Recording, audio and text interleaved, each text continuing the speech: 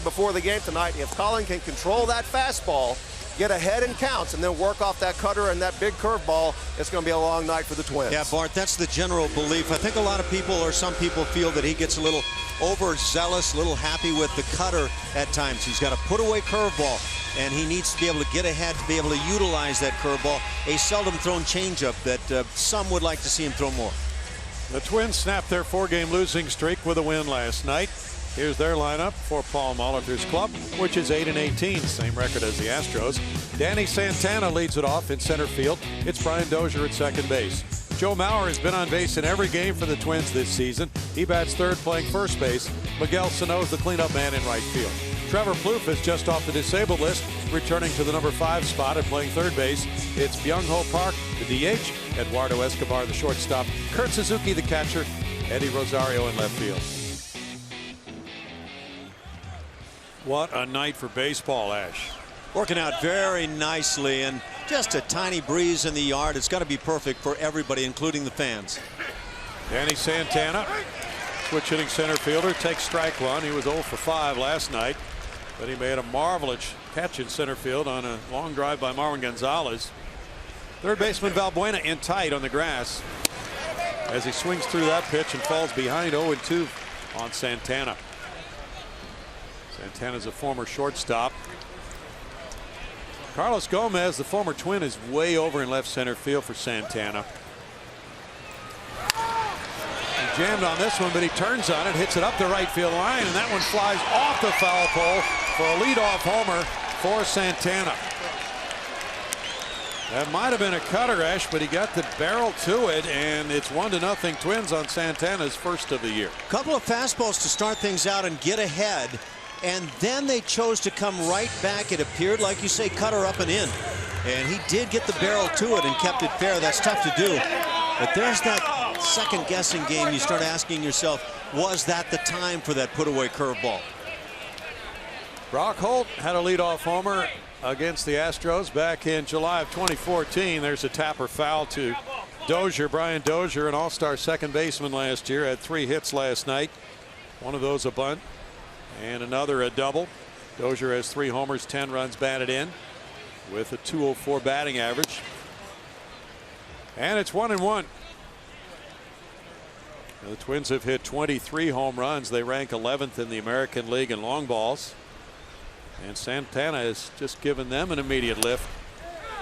In for a strike for Colin McHugh, 1-2. That's the 3rd long ball surrendered by Colin McHugh in 21 2/3 innings. Astros shift around, playing Dozier to pull. And he fouls it. The Twins are 12th in runs scored with 92 runs. And they're coming off a 2-4 homestand. They've really had a difficult time within their National League Central, or American League Central division, but they're 4-0 against the clubs from the AL West. They swept the Angels. Close one, makes it 2 balls, 2 strikes. Hunter Wendelstedt is the home plate umpire. That's quality painting right there. That's a fastball put exactly where it was intended. Maybe try to get a swing, maybe a call.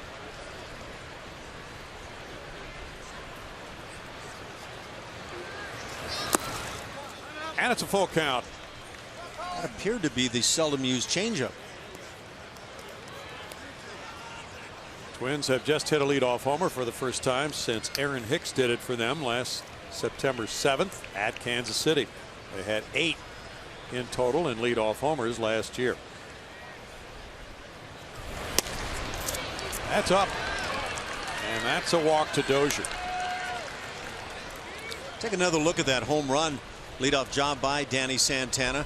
Up and in, and a little off. I think, like Brownie was saying, maybe the cutter. There's that Super Mole brought to you by Mattress Firm, and just found a way to keep it fair and hit it off the foul pole.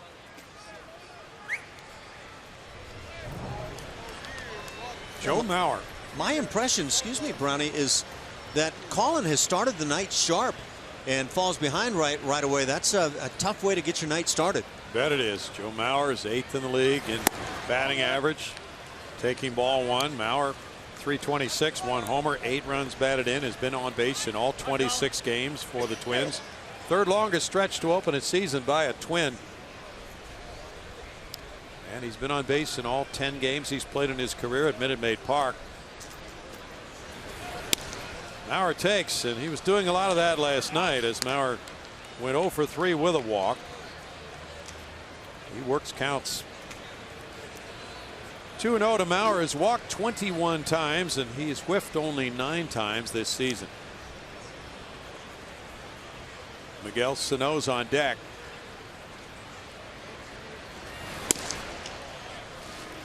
Now 3 balls, no strikes.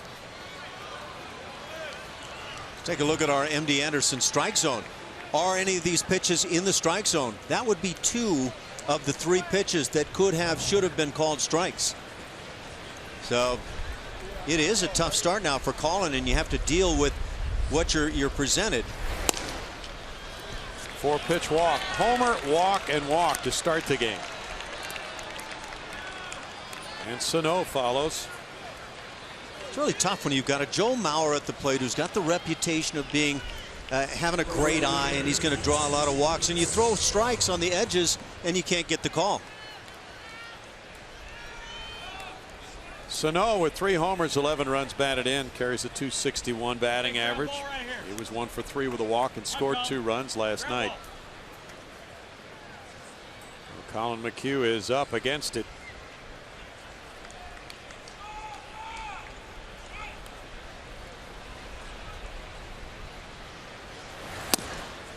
In for strike 1. Astros starting pitchers have a collective ERA of 5.08. They won 8 and lost 14 for the season, but prior to last night they had been on a pretty good run.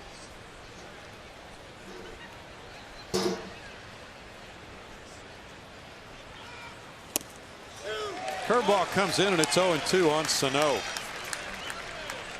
Sano is second in the percentage of line drives he has hit this season in the majors. 42% line drives. This man hits the ball hard. That one goes out to right field. Springer backing on it, and there's Mauer going back to first as the throw goes into Altuve. The tag was made by Dozier, getting in from second to third. And runners are at the corners on a long out, number 1. Yeah, I think this is an unusual night already for Colin McHugh, and hopefully he can get out of the first inning with just 1 run against him. But that fastball out of the zone hit pretty well to right field. And another one of those line drives you're talking about off the bat of Sano. But I feel like Colin is a little bit fastball happy right now and not utilizing the curveball. Oftentimes the game plan, let's establish the fastball. Trevor Plouffe has just returned from an injury. He's hitting .302 with 2 homers, 6 runs batted in. First game since April 17th. There's strike 1 to Plouffe. He's been out with an oblique injury, and it took just the 15 days for him to get back from that. That's pretty quick. We've seen players be out for weeks and weeks and weeks with different types of oblique injuries. Twins very happy to have him back in this number 5 spot in the lineup.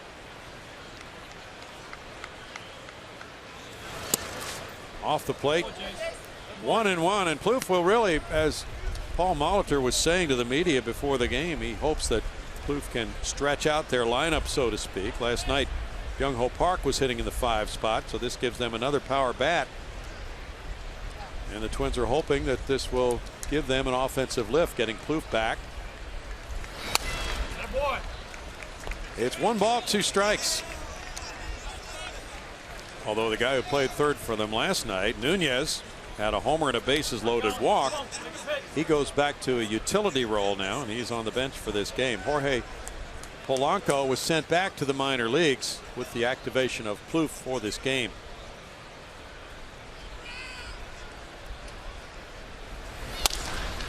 Altuve to his left. And there's the turn, and Correa flashes across second and makes it into a 4-6-3 double play. What a perfect feed by Altuve to catch him on the dead run as he stepped on second and then got a strong throw off.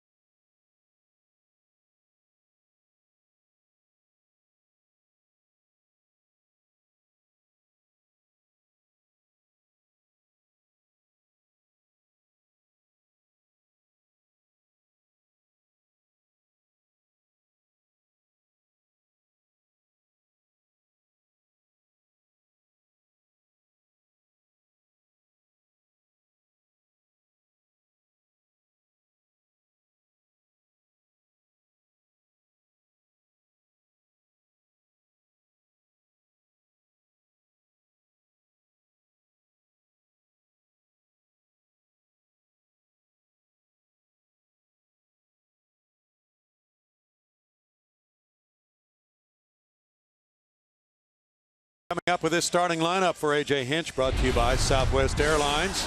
Jose Altuve leads it off as he's done so well this year. He's at second base with George Springer in right field. He hit a homer last night. Carlos Correa bats third, playing shortstop, with Colby Rasmus the cleanup man in left field. It's Tyler White at first base, Preston Tucker the DH. Carlos Gomez in center field, back from an injury, a sore rib cage. Luis Valbuena at third base, batting eighth. Jason Castro the catcher. And Alex Meyer on the hill for Minnesota. First major league start, though not his first game in the major leagues. 26 years of age, stands at 6'9", and so he'll present a little bit of an angle there. And he's only worked 1 inning this season, allowing 5 hits and a couple of runs against him. That was against Detroit, April 29th. Now as he moves into the rotation, he faces Jose Altuve. Altuve moves back from ball 1, and the scouting report on Alex Meyer is that he can have his problems locating. We saw that with the game's very first pitch. Altuve 1 for 5 last night, a double. But he does throw hard, as Bart told us. Now it's 2 balls, no strikes. 95-96 on the 2 pitches already, so that is assured.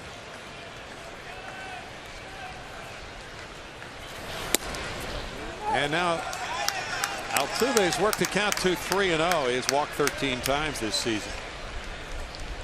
Meyer was a first-round pick of Washington in 2011. 23rd player drafted that year. The Minnesota Twins got him in a trade for Denard Span. 3-1. And Meyer made just 2 trips to a major league mound, both in relief last season after pitching at AAA Rochester. His walks were rather high last season in the minor leagues. In the air, and Dozier drifts out into shallow right center field, gives way, and Sano behind him takes care of out number 1. Let's take a look what Alex Meyer brings to the plate. When he's ahead on the count, we've only got 3 games to look at, and for the 1 game this year, 1 inning, but 100% of the time he'll bring the fastball. We've already seen he's got a big one, even in the count, almost 80% of the time, and behind 38. So he'll turn to the breaking ball when he's behind in the count a bit. He did not show that with Altuve at the plate. George Springer stands in. Springer hit an opposite field homer last night. Lifts this one, and here goes the first baseman Mauer into foul territory up against the stands, and cannot reach that far in to get it. It's strike 1 on Springer. Sano came over as well. I don't know if any fans were admiring his beautiful hair as he went down amongst the people. Of course. Springer was impressive with that Oppo homer last night. He also drew a walk to get to those numbers for the season. He was a big fan of the former Twin Torrey Hunter growing up in Connecticut, and met him when Torrey played for the AA New Britain team. And they've since become friends. No balls, 2 strikes. A year ago, Torrey Hunter was one of the starting outfielders on opening day for Minnesota. He was a real leader on that Minnesota team as well. And so you'd love to have George take on that persona, and I think George has to a great extent. Carlos Correa on deck, watching big Alex Meyer. Twins' top 2 starters are on the disabled list right now, and they've reached down to the minors.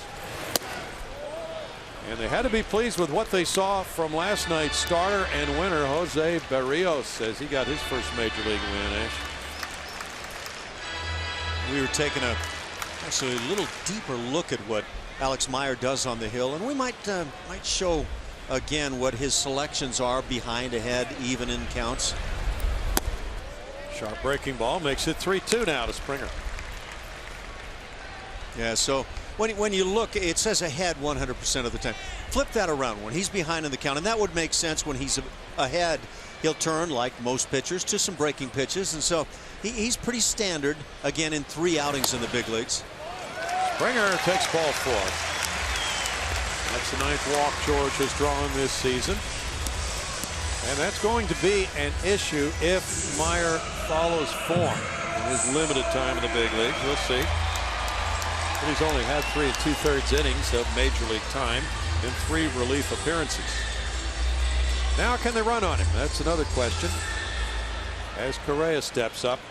Big doesn't always mean slow, so we'll find out exactly what he brings. Mr. Springer probably will not be shy about finding out what kind of move he has. Not very far from the base, though. And there's strike one. Correa with 3 homers, 9 runs batted in with a .258 average. Carlos last night was 0 for 2 with a pair of walks. And he has gone homerless for his last 22 games after hitting 3 in his first 2 games of the season at Yankee Stadium.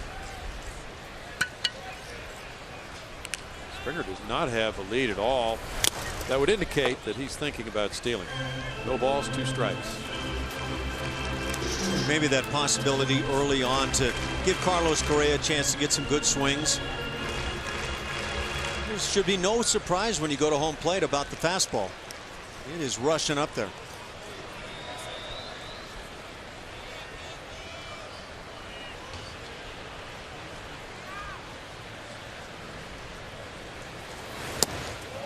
Correa identifies the breaking pitch, takes it, and it's 1 ball, 2 strikes. So there was that ahead 0-2 kind of count, and the slider breaks out.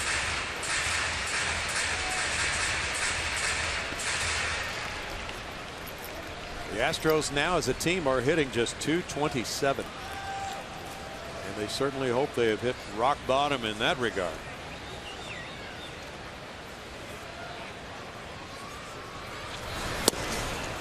That's a punch out for out number 2. Colby Rasmus will follow. Meyer grew up in Greensburg, Indiana, and attended the University of Kentucky. Rasmus had a rough night last night, and he has not had too many of those this season. .241, 7 homers, 20 runs batted in. He's second in the league in runs batted in. He's drawn 18 walks. That ranks tied for 3rd. But last night, 0 for 4 with 4 strikeouts. Infield shifts around, playing him to pull. And now with 2 outs, there's more likelihood of a stolen base attempt. I imagine the boys were pretty impressed, generally speaking, with the stuff of Jose Barrios for Minnesota. He looked really good on the hill. We heard some very strong comments about him as a good pitcher from the Astros side. Strike to Rasmus. And Colby certainly could testify. I didn't ask him, but by virtue of the fact of the 4 punch-outs in the game, not all of those by Barrios, but it just seemed that that slider was so effective against left-handed batters for Barrios last night. That was the put-away pitch, certainly on Colby.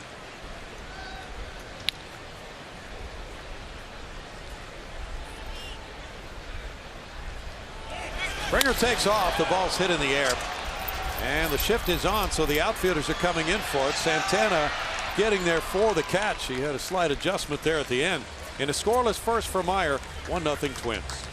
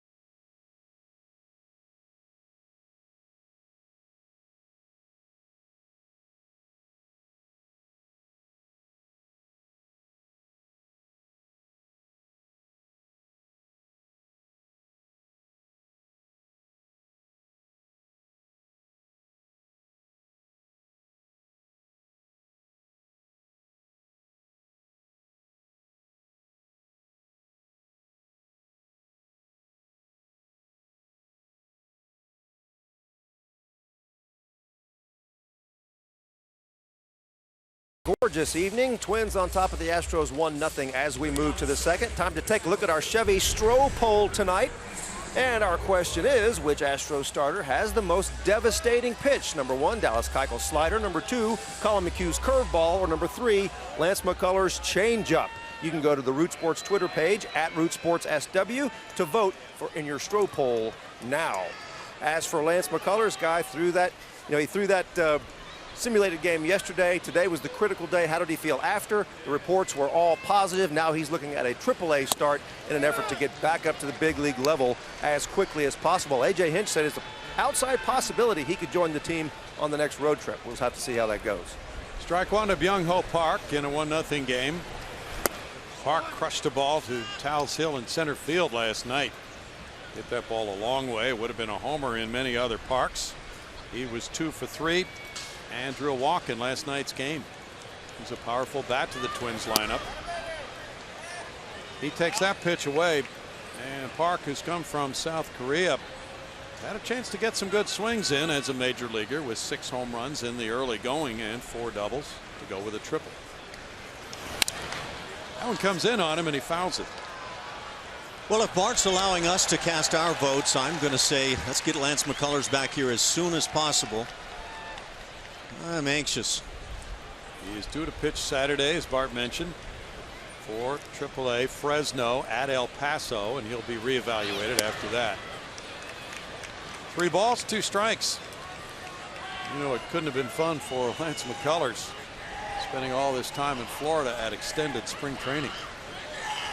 Especially while he was still hurting a bit, and now probably feeling a lot better. And the center fielder's back for it. Gomez. 1 out on the full count fly ball. Lance McCullers is one of those guys that strikes me anyway as just intent on wanting to get in there and compete.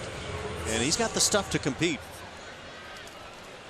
Eduardo Escobar comes up now. Escobar's on a 5-game hitting streak, and the Twins shortstop has a .256 average with 6 runs batted in. He was 1 for 4 and drove in a run last night.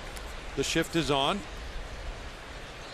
The Astros shifting more than any other team in the majors. Foul back, strike 1. Escobar last year hit 12 homers and drove in 58 runs. He's 27 years old. Last year was the 2nd season in a row in which he's had more than 400 at bats. He beats this one into the ground, and there's Tyler White. 2 outs. Kurt Suzuki will follow. Suzuki took over behind the plate last night when the Twins starting catcher John Ryan Murphy was ejected by home plate umpire Jerry Lane. Suzuki went 0 for 2 in that game. 208, no homers, 6 runs batted in for the 32-year-old veteran.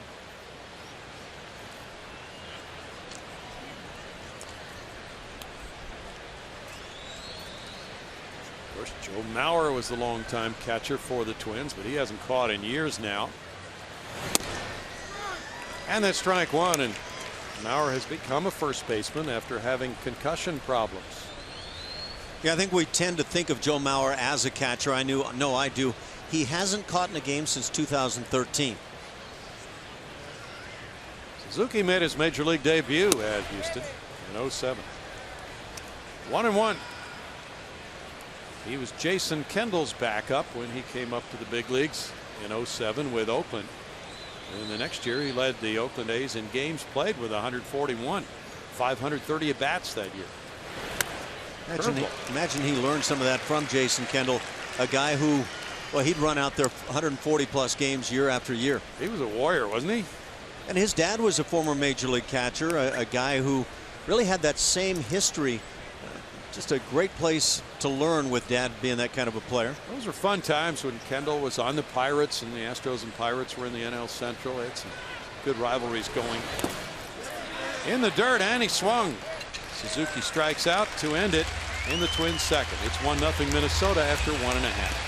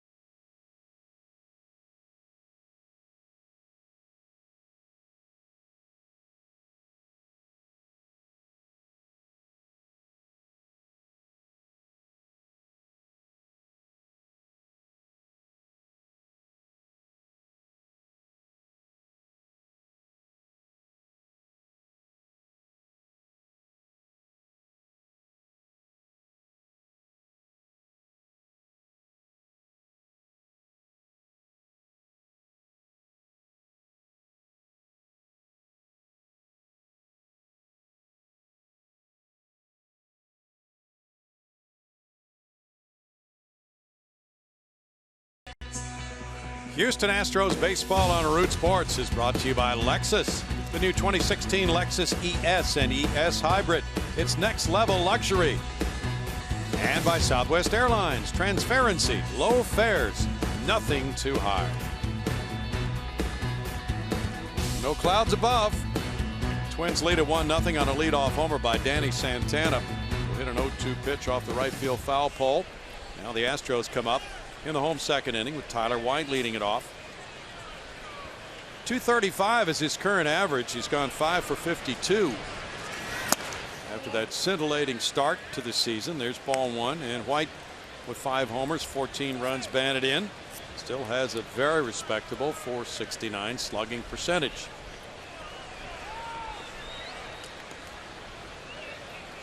He was 0 for 1 with a walk off the bench last night. Takes a strike there, and it's 1-1. Alex Meyer in the first inning, Ash, threw 13 of his 17 pitches at 95 or higher. Every time I looked up, it was either 95, 96, and so again, I don't think there should be any surprises about what he's going to bring on the fastball. And see if you can jump into one of those early in the count. Is that Frank Trevino walking around the stadium again tonight with our portable camera, which weighs about, what, 60 pounds? That's a workout, but look at the beautiful shots. It's portable for a camel. He had a great shot from above the right field foul pole last night as the sun was going down. Yeah, he does not need a Fitbit with that camera. He's getting his workout. There's Frank. 2 balls and 2 strikes. What do you think his heart rate would be after climbing up some of those stairs? About 140? Yeah, he's good though. Well, let's check out the pace before we. Strike 3, calling a high breaking pitch. Second punch out for Meyer. Well, that body of Tyler White just continues to fly open early. That's not the same approach that we saw in the first week plus for Tyler White. Look at the body. Front side flies open, the shoulders then fall back, and it's just not a good position at all. Meyer, very effective so far. Will face Preston Tucker. Preston with 3 homers, 4 runs batted in, faced Meyer in college when Florida played Kentucky. And that's called a swing. Jerry Lane with the call from third base. Strike 1 on Tucker. DHing tonight.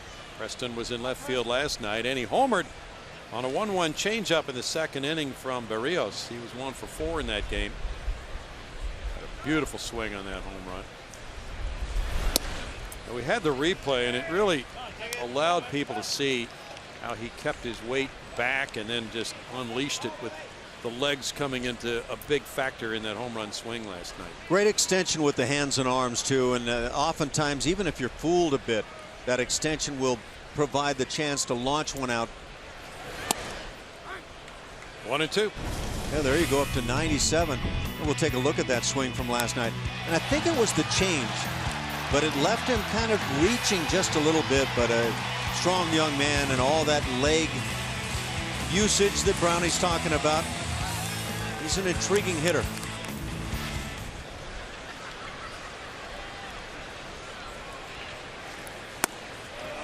Breaking pitch 2-2. Well, people say about tennis players, well, you play tennis with your legs. Got to get your legs in the right position. How much is that true about hitting? I imagine that varies from great hitter to great hitter if you're looking at guys that were really good. Pitch in the dirt. He is called for swinging and strikes out. That's number 3 for Meyer. Join us this Sunday for Mother's Day at Minute Maid Park and be one of 10,000 fans to receive an Astros crossbody bag presented by Houston Methodist. For more information, visit Astros.com or call 1-877-9-ASTROS. Mom out. There's a chance we're hearing the roof could be open all week. The weather's supposed to be just ideal. Carlos Gomez has missed the last 3 games with that sore rib cage. 213, no homers, 2 runs batted in for the former Twin. He's a .339 hitter against the Twins in his career, and they are certainly aware of that. There's strike 1. He's gone deep 6 times against Minnesota. Third baseman Plouffe is even with the bag. Now backing up a couple steps. Gomez takes, and it's a 1-ball 1-strike count. A.J. Hinch liked some of the swings Gomez had right before he missed the 3 games with the injury. He was picking up some hits. Let's make sure and say that. That's a good slider right there at the bottom of the knees and a missed call.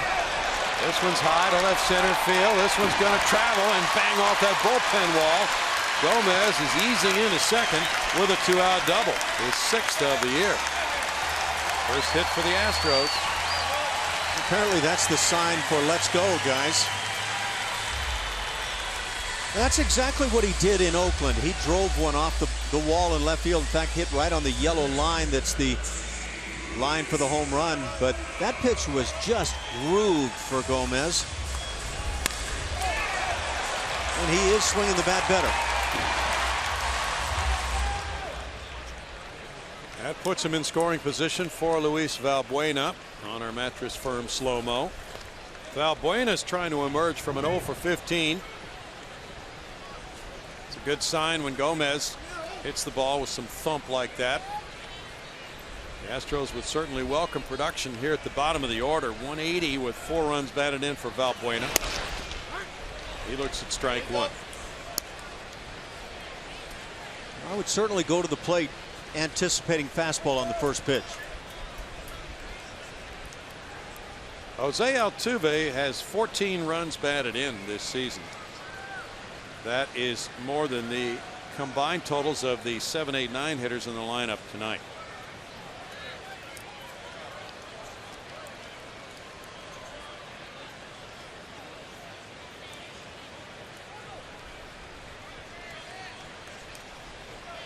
All the hitters have seen a first pitch fastball from Meyer. 0-2. Valbuena got another heater there, dropped down to 94, and all he could do was start the bat and then hold it there. The Astros are 8th in runs scored in the American League, but they lead the league in walks right now.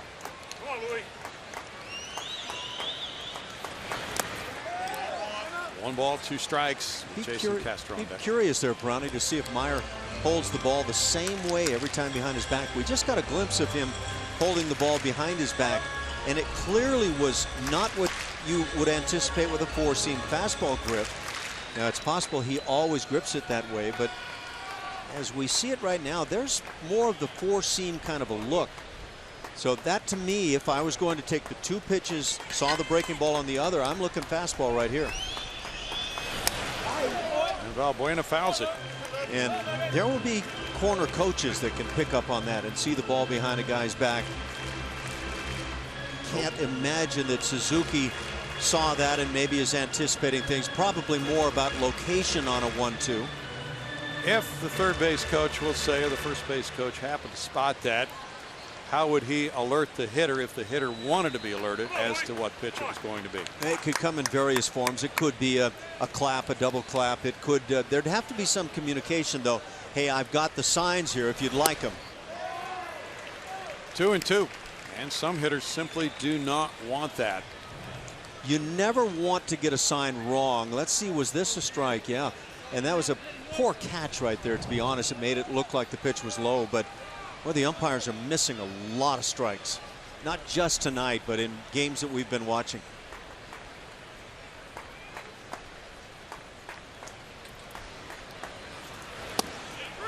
Strike 3. Meyer struck out the side. That gives him 4 in the first 2 innings. No runs, a hit, and a man stranded. 1-0 Twins.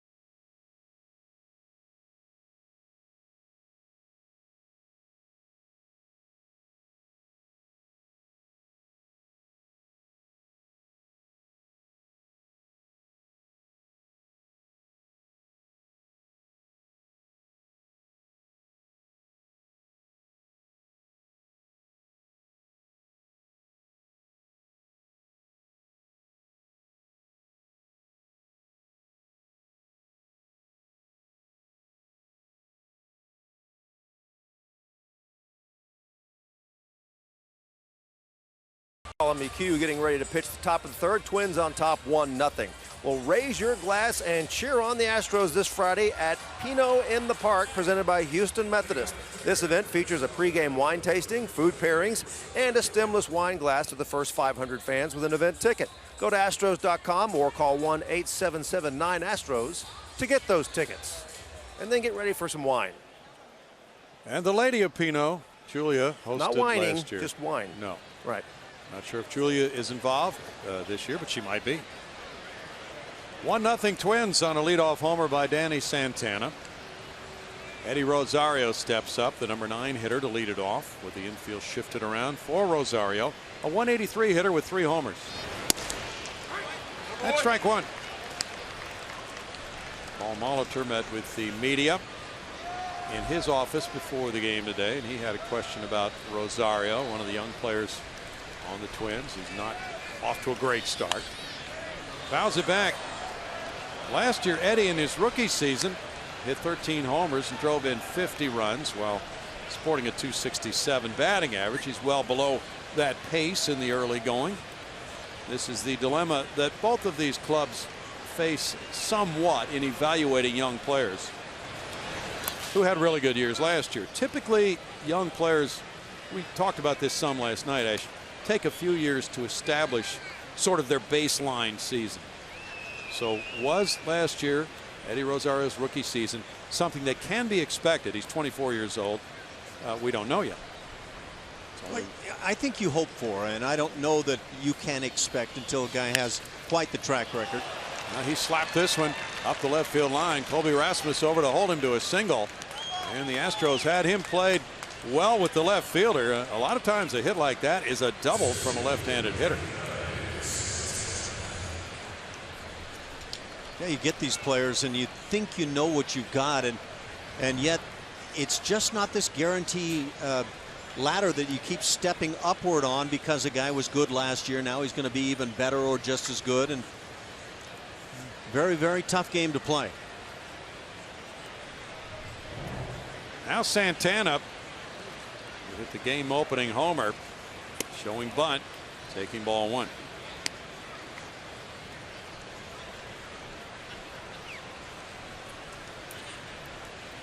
Last time out when Colin McHugh won at Seattle, he went 5 innings, giving up 2 runs. He threw 101 pitches in those 5 innings. And there's the throw over to first. Rosario is 2 for 2 in steals.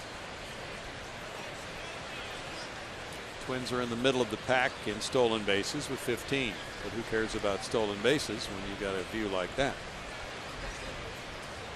I still want to run.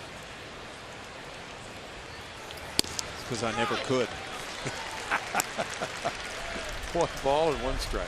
How many bases did you steal? Oh, Brownie, don't ask mean questions like that. I think 12, 13 on my career. Oh, okay. I had a high percentage, so I wanted to make sure I finished with a high percentage. What were you, up around 85? Oh, I imagine it was at least that high. I don't know, honestly. We'll check. But when I took off, I was golden. So did you talk with some of the greats, the Cesar Cedeños of the world, about base stealing techniques? Well, they chose to talk to me and say, don't try again. Well, just stay there at the back. What a view.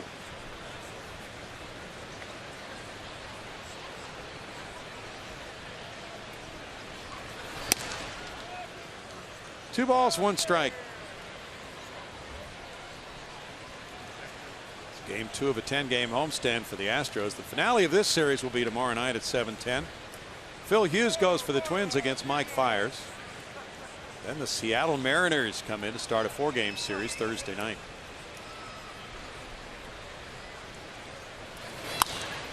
Foul back. Even though it is really early in the season, that Seattle series shapes up as one that fans might take as a measuring stick. The Mariners appear to be vastly improved from last year. They're 14-11, and they won that series from the Astros in Seattle. So the Astros would love to have a payback trip in that 4-game set against Seattle here to try to establish the fact that Seattle is not dominant over them.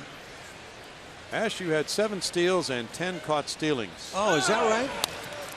Ground ball. Altuve with a runner going. We'll get it over to White.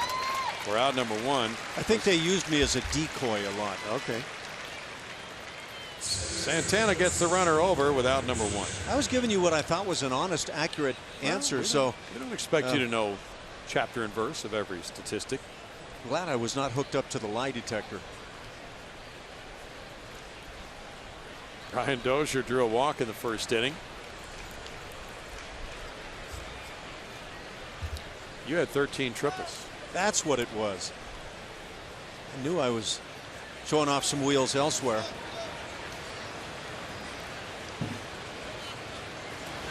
Now, would those have been inside the park homers for other players? Easily. Easily. I cannot tell you how many would-be triples I stretched into doubles over my career. Joe Mauer on deck.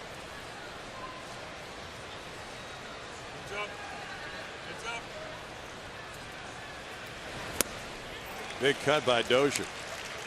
No balls, 2 strikes. Dozier had what he hoped would be a getting started kind of game last night with the 3 hits, because he came into last night at 184 for the season.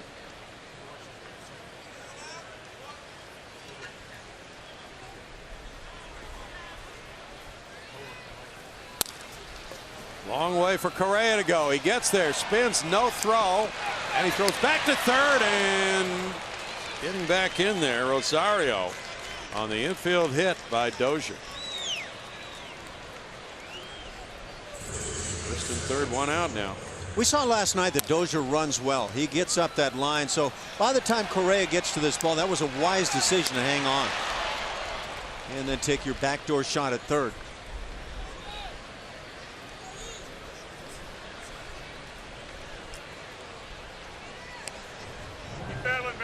Joe Mauer drew a walk in the first inning. Colby Rasmus positions himself in the left field corner for Mauer. Gomez shading toward left center. Springer over in right center for Mauer.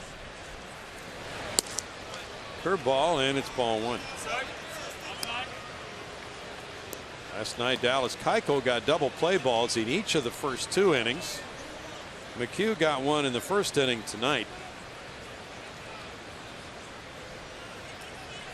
Mauer has grounded into 1 double play. And for a strike, 1-1. You'd think he'd be the type of player, though, who would ground into a lot of double plays because he hits the ball sharply and he doesn't have tremendous speed. I think that with his track record in his early years being such a good hitter, that he would want to drive in some runs. He had a 1-0, got a fastball right there, and took it for a strike. And we saw a lot of that last night. Altuve to his left. Tough play. He can only get the out at first as the run scores to make it 2-0 Twins. Didn't handle the ball cleanly. And by then, Jose realized he could not get Dozier at second. So the RBI goes to Mauer, his 9th of the year. Yeah, that's unfortunate. And it was a tough play, that little in-between hop. But if fielded cleanly, you would think the Astros have a pretty good shot at the double play. See how this ball affects Altuve, and just had to double clutch in there. Kept the ball right at the belt buckle and able to get the out, but no double play once there's a bobble. Now Miguel Sano, who hit a fly ball to right field, comes around again with Dozier at second. In the dirt, ball 1. Mauer, by the way, who just got that RBI, walked in the first inning. He continues to reach base on every Twins game this year, and a real force in that number 3 spot in their lineup. And with Sano behind him, Twins have some pop in the middle of their lineup here.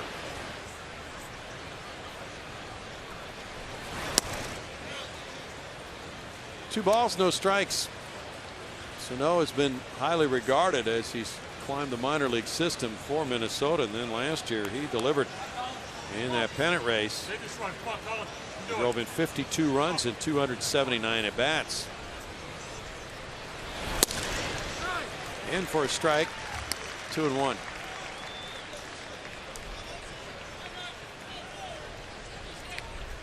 Not seeing a lot of fat pitches from Colin.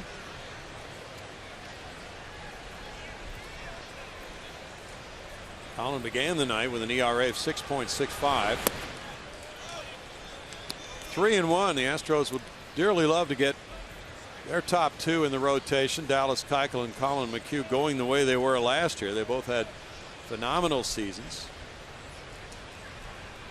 Well, that would change everything, especially with the prospects of having McCullers back in the rotation soon. 3-2. This is the fourth 3-ball count Colin has had. Dallas last night walked 5 in his 4 1/3 innings. Chris Davinsky's kind of a wild card right now, but a guy with good stuff.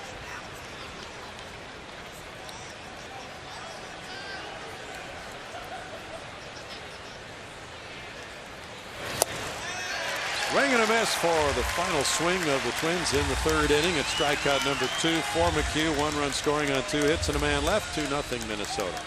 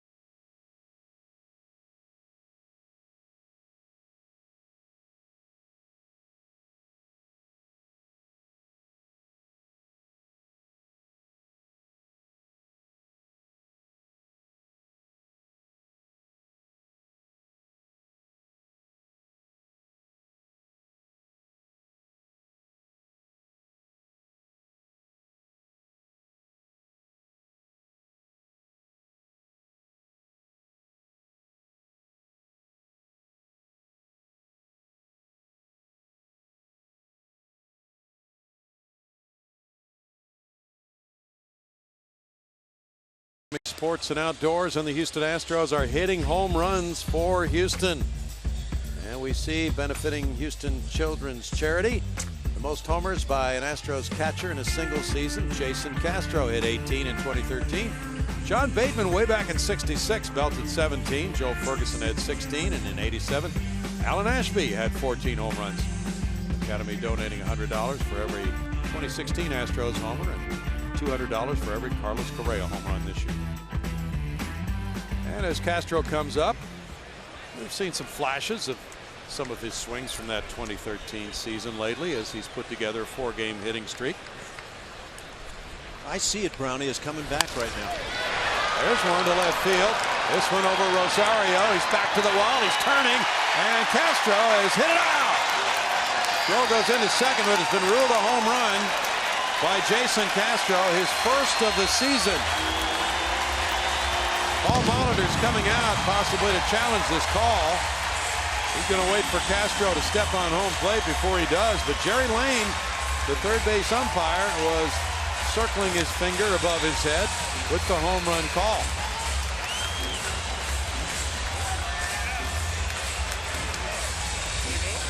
I'm sure they will take another peek at this one. Looked like a fan or two might have gotten their hands on the ball. And as the ball then hit the board, it's hard to anticipate that this was beyond. Let's take our peek here.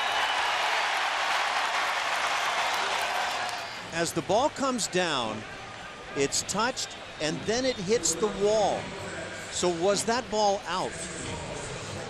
I don't know that. I don't know how you call that one. I'm not sure. Have to see the side angle, Ash. Yeah. We may not have that angle, and they may not have it available in New York. You know, we were just talking about Jason Castro. The swing has been getting better and better just over the last 3-4 games. Called a home run. Can you turn that around and say it's not a home run? The ball kind of goes through the hands, and since it hits the wall, I wouldn't be surprised if that gets overturned. There's no contention here by Paul Molitor that there was fan interference and the ball would have been caught, correct? Yeah. It's home run or double. Is that your understanding? Yeah, of it? well, to me, it's would this have been a home run had a fan not touched it? Right. But And otherwise, it's a double, we presume. I would assume so, since Jason was at second base. And yeah, that's going to take interpretation in New York. And we can't tell from that angle. The fan certainly did reach out in front of him, but couldn't tell if his hands went out over and in front of that yellow line atop the wall. Let's see if we can get it from this angle. Yeah, Actually, to me, that would be a real easy one to say. The trajectory of the baseball and just barely clipping the hand coming by here and then hitting the wall says maybe that's not a home run. But it's been called a home run, and so you have to determine otherwise if you're going to take this back, right? correct. So was the ball deflected downward off his hands even though he did reach over the wall? We don't know that. I think that's a difficult determination to make here. I think that because it was called a home run, it is going to stay that way. By the way, the gentleman to the right in that picture is Pete Falcone, former Major League left-handed pitcher. And happened to run into Pete here at the ballpark yesterday. Didn't know that. Yeah, that's right. And you remember Pete Falcone as a Major League pitcher. Our a good throwing one. lefty, yeah. Yeah. We actually Pete Falcone took part in managing in an independent league one year along with Jose Cruz and Charlie Kerfeld. And so, yeah, Pete is part of the big thinking process there. Yeah, I don't like when they go on and on with the reviews. I think you need to kind of take first reaction. What do you think? Are you going to change anything here or not? It's either Castro's first homer. Well, they're not in. Yes, it is his first home run. And that makes it a 2-1 ball game. At a 5-game hitting streak for Jason Castro now. So things certainly have been looking up in recent days for Jason. Yeah, maybe monkey off the back a little bit for Jason. But his swing is much better right now than some period back, going back 5 days ago. Took 2 minutes and 36 seconds to review that. That was an umpire's review. And so the Astros get on the board with a leadoff homer in the inning. Here's Altuve batting, and there's ball one. Myers had to sit through the delay. Altuve hit a fly ball to right on a 3-1 count. Well, Castro's on the board for the first time in 2016. Breaking pitch comes in to even the count at 1-1.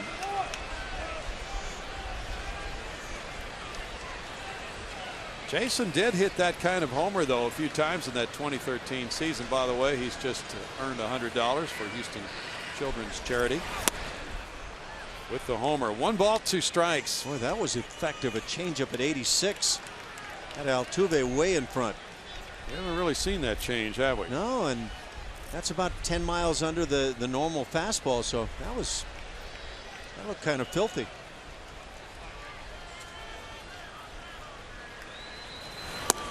Altuve takes it, and it's 2 ball, 2 strike count. And of course, the question with any young pitcher is, how's he going to react when he's getting hit?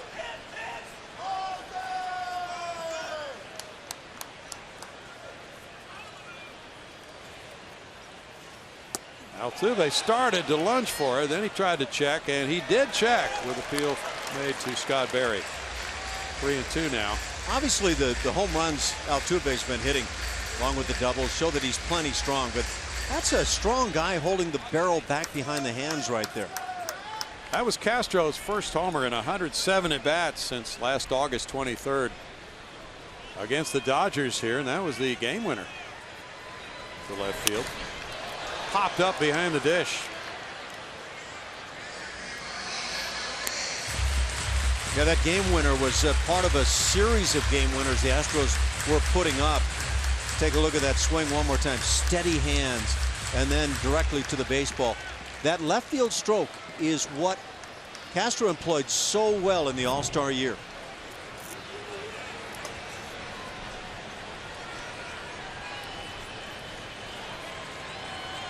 Springer's waiting on deck. Altuve takes, and it's high for ball 4. That's the second walk of the night. Today's Power Player is presented by your local steel dealer as we look at George Springer from last night when he went oppo with his home run. And for George, that was his 5th on the season. Plenty of power, any part of any ballpark. George can do it. It's about getting his swing together once again. Saw that one earlier in Arlington that just got out. What an igniter he can be. He walked on a 3-2 count earlier. Interesting you would choose that word, since that was the nickname for the Twins manager, Paul Molitor, the igniter. Only well over 3,000 times in his career.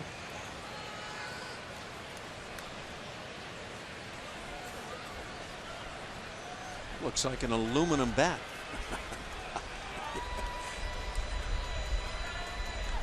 That would be very effective. Get yourself an aluminum bat that sounds like wood.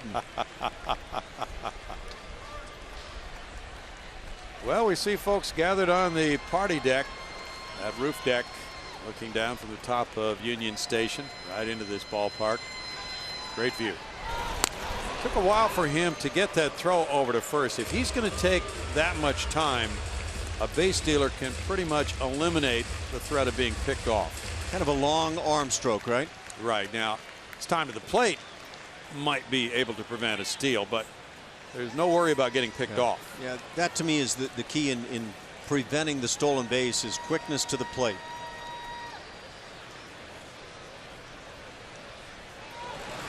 And there's that long arm stroke again. Yeah. But still, as you're pointing out, that's one part of it, but if he is quick to the plate, that can still prevent Altuve from stealing. No, without a doubt. Yeah, that stroke that he requires to first means he brings it all the way down below his hip and then delivers.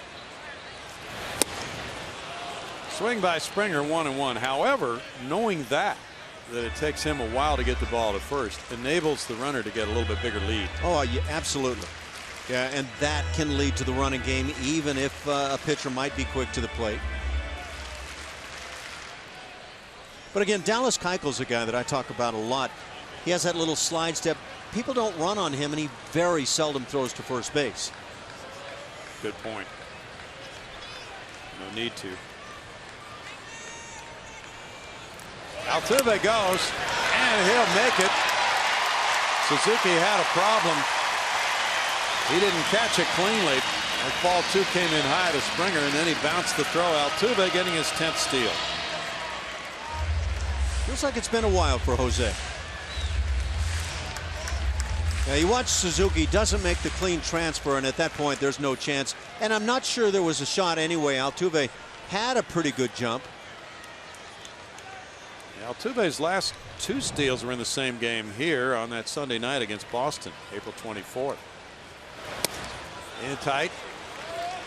3-1, and with the Astros struggling to get hits, a stolen base here and there can be meaningful. He leads the majors with 10 in 11 tries. Especially with Springer batting, nobody out. It gets Altuve into scoring position. Correa's on deck. Springer takes a walk, and now the Astros really hope to put up a big number. Homer, walk. And that's the way the Twins started this game with Santana, Dozier, and Mauer. But they got only 1 run in the first inning. Now the Astros hope to really put up a nice crooked number with Correa batting. You know, I've been talking about Carlos Correa and RBI opportunities, and this is one of them. Is he going to aggressively pursue this at bat, maybe jump on a first fastball within the strike zone, or try to work it deep? And we kind of saw the latter in Oakland with a man in scoring position and just kind of turning to draw in the walk mode. Much rather see this guy become the guy that takes over and drives in big runs.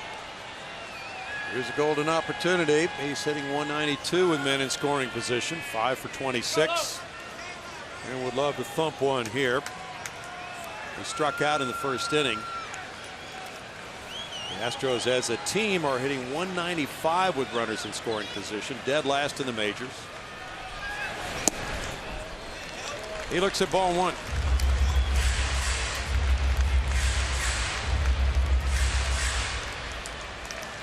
AAA Rochester, Alex Meyer had good numbers, a 1-1 record in 3 starts, a 1.04 ERA.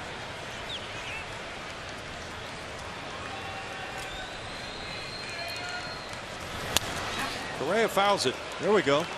And there's that first fastball in the strike zone and a good swing. And that's the nature of the guy in the 3, 4, 5 spot where he says, I'm going to take it upon myself to help this club score runs and drive in the big runs for the team. That's a great positioning. Last year he drove in 68 runs in 387 at bats. Excellent production in his Rookie of the Year season.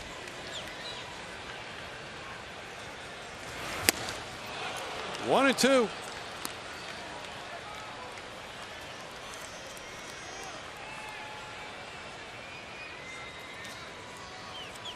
Kind of got the impression before tonight's game that nobody really knew what to look for with Alex Meyer, but quickly you can see that he's a possessor of a very good arm.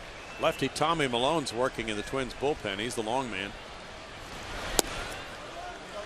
With lefty hitting Colby Rasmus on deck. 2 balls, 2 strikes. Interesting. 53 pitches into the game for Meyer.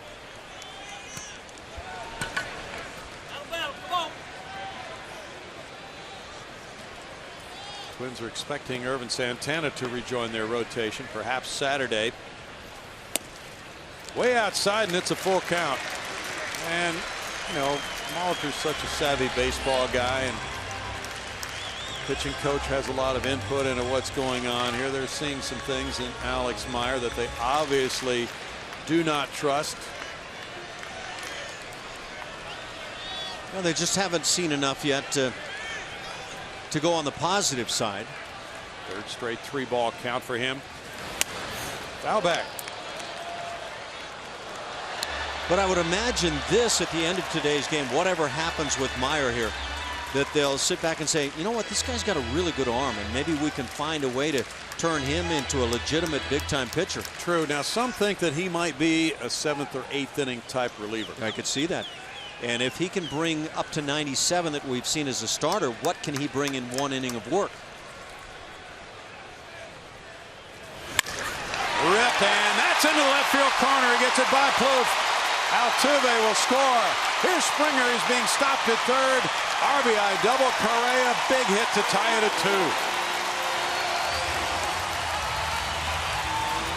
Look, you can't do it every time, but that's the kind of at-bat for Carlos Correa that can take a big step to helping this Astros club start putting runs on the board and winning games.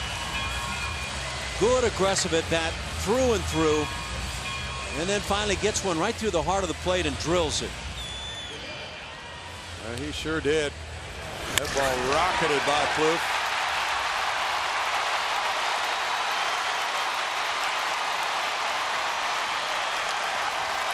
Tie game, and runners at 2nd and 3rd with nobody out as 4 straight Astros have reached. Homer, walk, walk, double. Correa's 6th double of the year, his 10th run batted in. Very important at bat.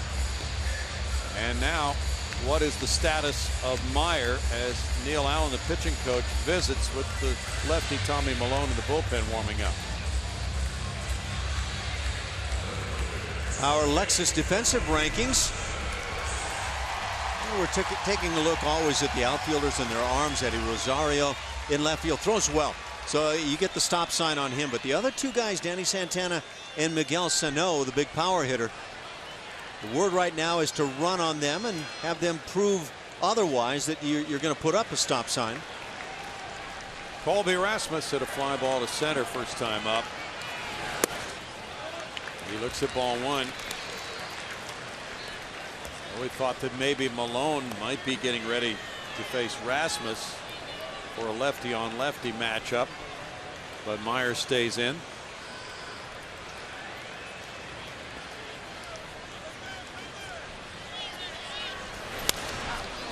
And it's foul back. 1 ball, 1 strike gives the Astros a bit of an advantage to have Rasmus facing this right-handed pitcher.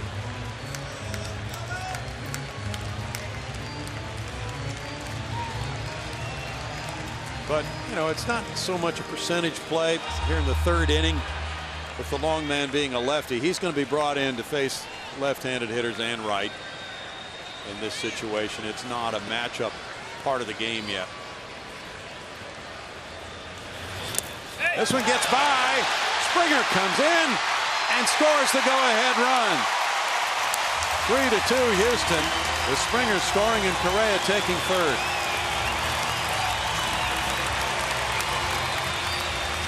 That slider in the dirt, and Suzuki not able to get over and block it. Before this pitch, I don't know if that slider or changeup, tough to tell. But looking at the grip on the baseball behind the back again, it was not the fastball four-seam grip. George Springer just using instincts and abilities. On the wild pitch, Springer scores the go-ahead run. Now the infield comes in. Runner at third. This fly ball is behind second base.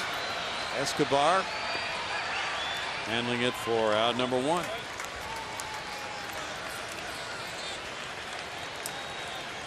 And Tyler White will be the batter.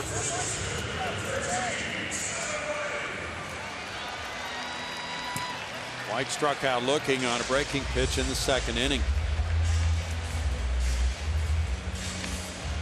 They get this thing turned around, and some of the talk with Tyler is start utilizing the field again. Stop getting so home run happy the first week of the season. Set him up to feel like maybe I'm a home run hitter, and sometimes that turns into batting practice, and the batting practice habits go on into the game, and so find that whole field once again.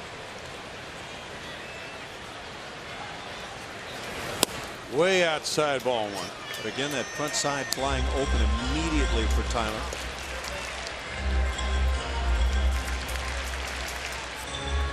White's hit .250 with runners in scoring position, needing some contact here.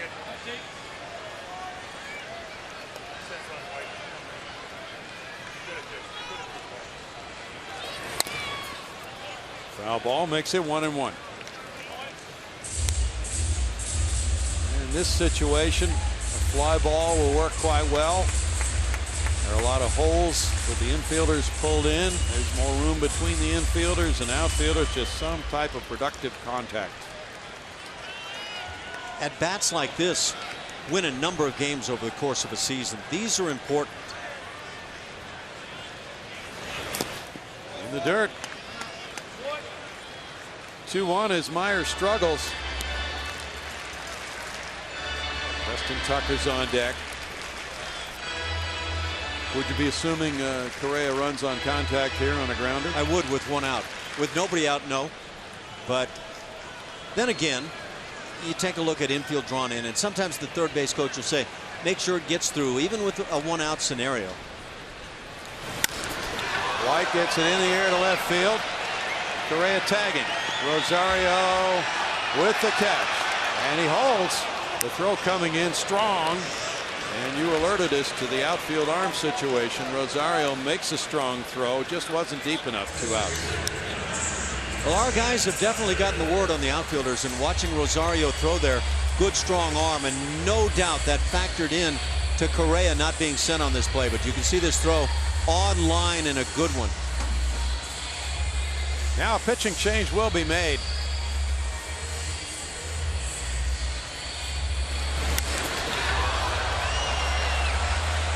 It's a good swing by Tyler White. Just got under it and to the wrong man. Go with the runner at third, 2 outs. That's it for Alex Meyer. We'll be back with the Astros up 3-2 in the third.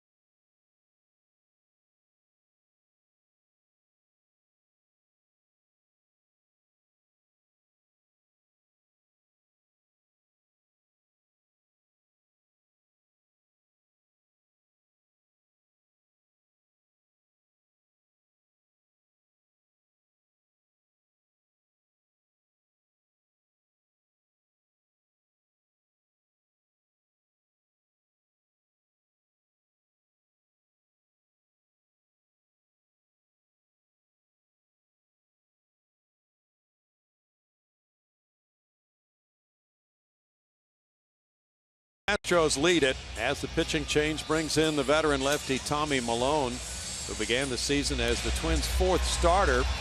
And he made 4 starts, going 0-1 with a 5.40 ERA. Now as the long man in the bullpen, he'll come in to face not Preston Tucker, but pinch hitter Evan Gattis. Yeah, this is not a hard thrower, Tommy Milone. Against the right-hander Gattis, maybe the Astros feeling like, let's strike while we've got any kind of a hot iron going, but just about 87 miles an hour on the heater, the average for Milone, a guy who will use a lot of breaking pitches. So Milone, who's 29 years old, facing Gattis, who had a workout at the catcher position before the game today. .323, a career pinch hitting batting average, including 4 homers, 15 runs batted in. Tucker was 0 for 1 with a strikeout. Somewhat unusual to be pinch hitting in the 3rd inning, but it speaks to the immediacy of the Astros' 8-18 situation. I don't think there's any question about it, Brownie. I think if the Astros had a flipped record right there, you probably would just go with the guy in the initial lineup. But it's about winning games here and now and continuing to do so. Gattis is hitting .216 for 51 at bats. Looks at a strike. That makes it 1-1. Evan was 0 for 3 with a walk in last night's game. He was the DH last night with Tucker in left field.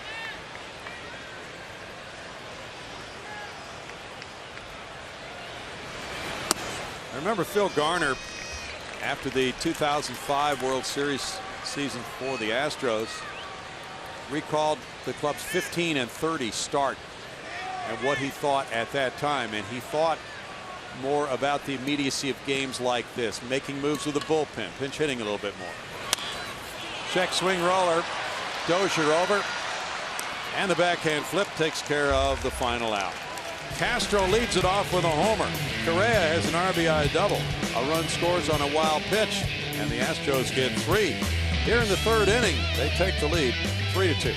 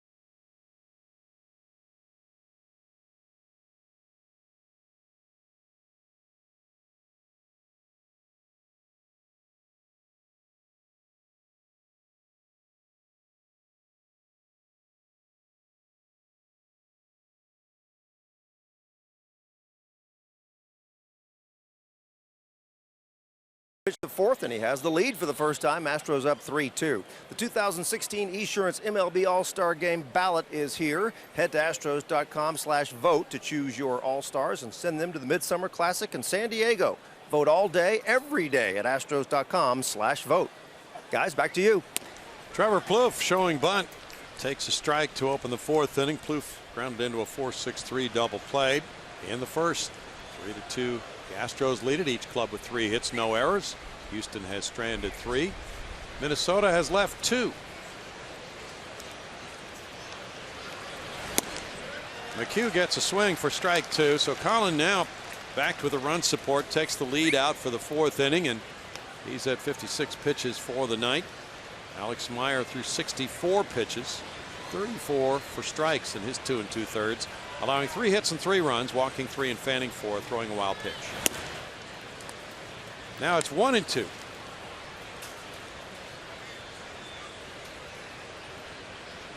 Both these teams have identical 8-18 records, the worst in the American League. The Yankees are 8-15.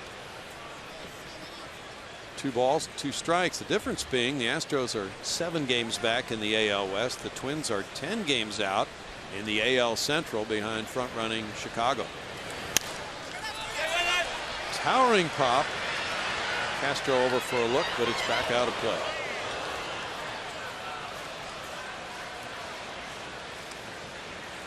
You don't suppose we could ever have a night like this in July, do you? I don't see that happening, Brownie, but enjoy it while you got it. Picture book. This is what they made retractable roofs for, right? Oh, perfect for that. Kloof is caught, and strike 3 that he looks at for the 3rd punch out for Colin McHugh.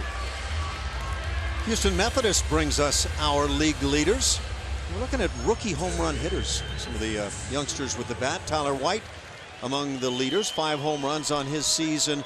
Young-Ho Park with these Minnesota Twins has shown the power early and often. 6 dingers to lead, 11 RBIs, and so got a couple of the top home run hitters among the rookies in this game tonight. 6 long balls for Park, as we were discussing earlier. There's strike 1, and the 6 gives him the club lead for the Twins. Nobody else has more than 3. Park is more experienced after the years in Korea, though. No balls, 2 strikes. The difference, one would think, would be probably not too many hard throwers in Korean baseball. Big swinger, Park.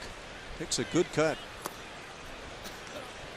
1 ball, 2 strikes. I wonder if, with that said, what you're saying, not as many hard throwers, maybe more breaking ball pitchers. Might he be more adept at handling the off speed? Excellent point. Well, he hit 53 bombs last year, 52 the year before. So 105 homers the last 2 years. But what was the average velocity in that league? We don't have a report on that. Ballpark size, we don't really know much about that. No. But Park struggled in his first couple of years playing in that league. Well, look at that. So the off-speed stuff might be something he hits really well, but combined with the major league fastballs, maybe that's what separates it. That really does change things, and that's a great point. And Colin McHugh with that put-away curveball that he breaks out right here, right over the top.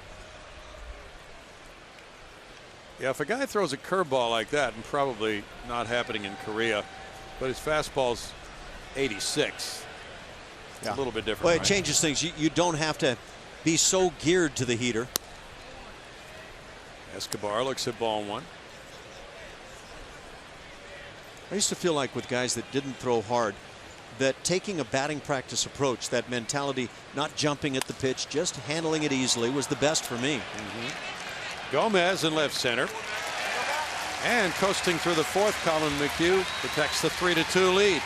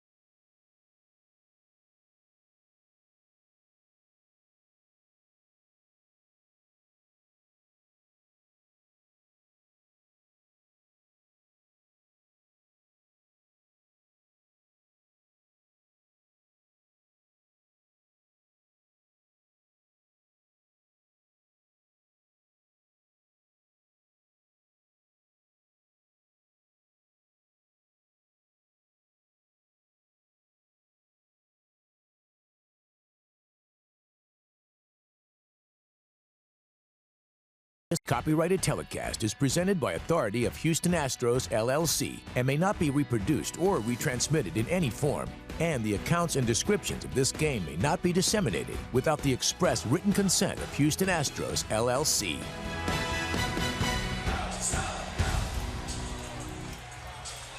Three to 2 ball game here on a gorgeous night in downtown Houston. We go to the bottom of the 4th inning. Gomez, Valbuena, and Castro due up for the Astros. Tommy Malone came in to get the final out, retiring Evan Gattis on a grounder in the 3rd inning. Now he throws ball 1 low and outside to Gomez, who ripped a double to left center in the 2nd.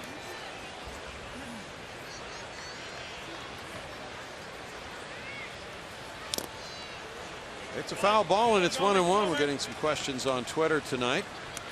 Has anyone hit the side of the roof while it was open? From Heath Turner. In right field, you're talking about up over the scoreboard, and yeah. Okay, that hasn't happened. The Babe's not playing in this league anymore. No. I'd like to see that shot. Yeah. And we have a question from Kevin. Why no salute to the troops in the middle of the 4th inning? It just happened, Kevin. There's a soldier from Afghanistan home on leave who was acknowledged on the field right between innings here. And it was a tearjerker. 2-2. Boy, that's got to be tough to go back after coming to the States on leave, you know. I don't know how the folks do it.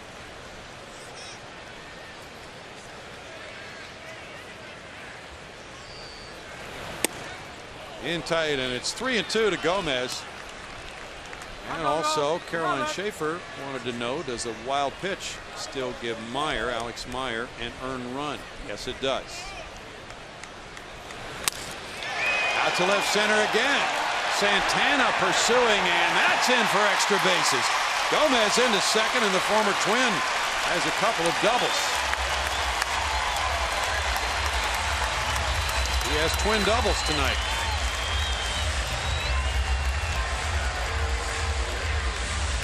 Yeah, the Twins, one of their broadcasters was telling me he's typically done pretty well coming back against Minnesota. And it'll be a little bit of a coming out party for Carlos here this evening. Eyes on the baseball. I'm not sure what happened right there with Santana. It looked like maybe he thought his left fielder was right in that spot. It looked like he actually tried to stop. Yeah, it did. Valbuena, the batter, he struck out looking. He bunts. Here's Dozier rushing in, out of the glove. Tremendous play to Mauer. Dozier really pulled off a beauty. It's a sacrifice, but he robbed Valbuena of a hit. You know, Dozier makes this play, in my assessment, with the sprint to the baseball. Watch him come at this ball. Just on a dead sprint. Now, yes, the glove portion of the play is very nice, but that play is made with that initial sprint. You bet. And a nice effort right there by Valbuena. Well, worst case scenario, he advanced the runner. He didn't get a hit. It's a sacrifice bunt. Gomez to 3rd, 1 out. Infield in for Castro, who hit an opposite field home run to the Crawford boxes.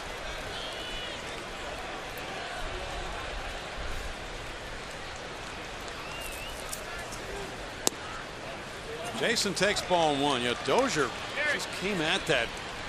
And last night he did the same thing when Altuve hit that little pop fly that wasn't in the air very long, leading off the Astros' 1st inning. He came in and made a sliding catch. Really charged hard again. Castro looks at it, and it's 2-0. Twins bullpen has 5 wins, 7 losses, a 3.12 ERA. And last night, Paul Molitor went to his bullpen in the 6th inning. He used 4 relievers.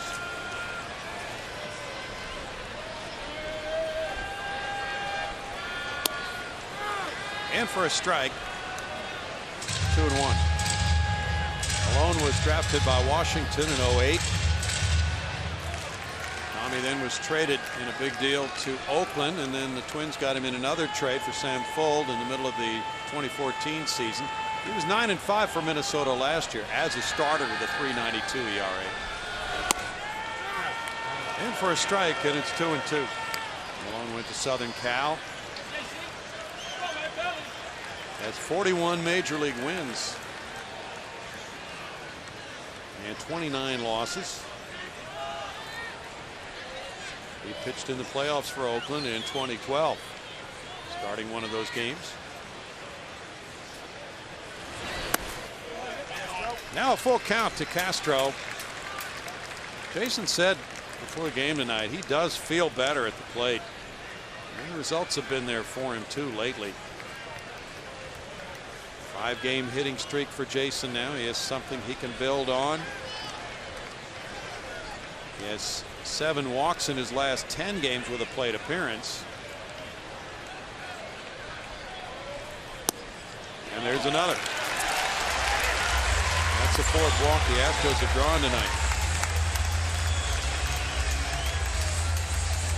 Here's the military salute in the middle of the 4th. Welcome home for that soldier.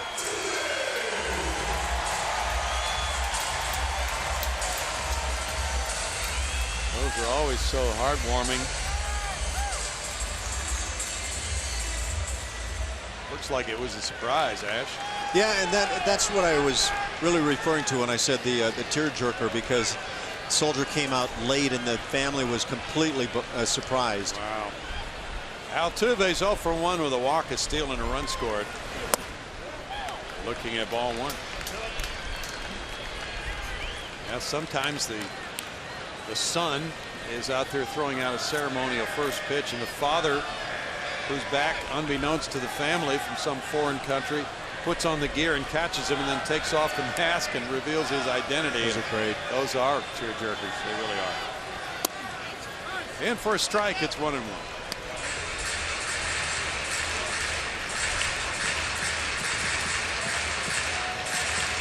19 of Altuve's 31 hits have been for extra bases. So he is 3rd in the league in total bases with 64. Springer on deck. He takes ball 2. Pretty close pitch.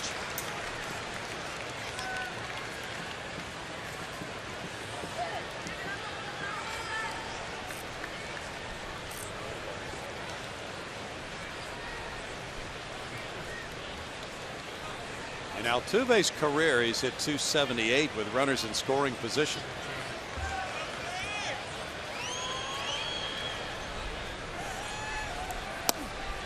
In for a strike, 2-2. Malone doesn't have that big fastball, but he's doing a nice job working both sides of the plate.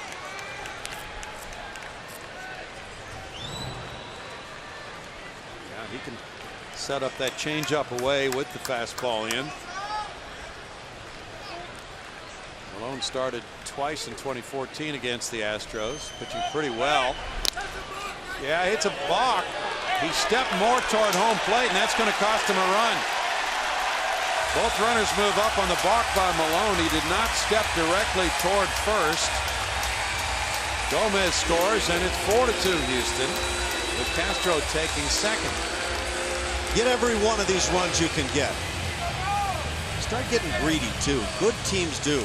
Let's watch this stride here. Yeah, that's trying to expand the rules a bit. First balk of the season for Malone, and the first of his career.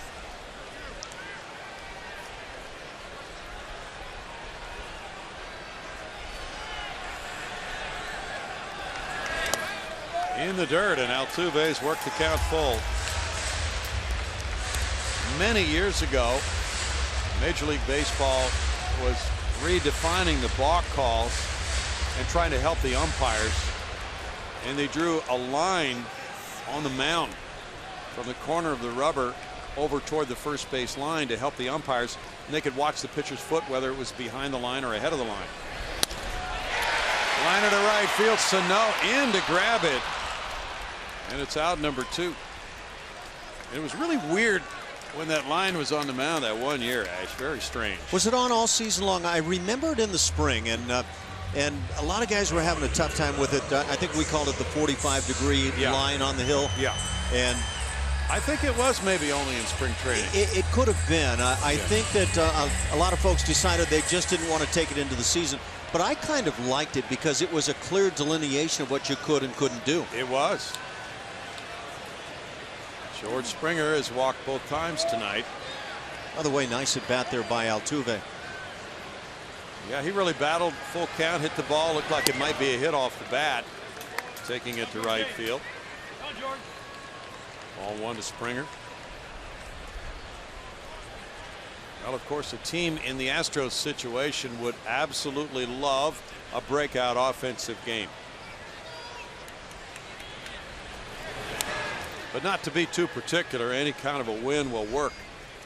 Isn't that the truth? 1-1. When you're 10 games under 500 after 26 games and having lost 10 of the last 13, just having a good game in Oakland, that final game, but then losing last night, it's a head scratcher is what it is, right? Yeah, it is for A.J. Hinch. Absolutely. Big cut. It's 1-2.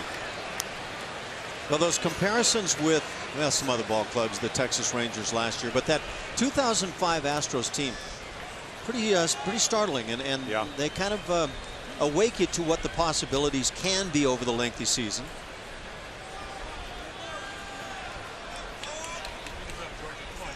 These games with Seattle will have some meaning for early season games. This one kicks away from the catcher Suzuki, and that'll allow the runner to advance. Castro to third base on the wild pitch. Suzuki unable to corral that one. Not sure what's going on with Suzuki right there, because off-speed breaking ball left him standing up. That's not the way you go about blocking drills right there. Nope, he did come up. Yeah, it's just not good work, and if you get fooled on that, I can understand that.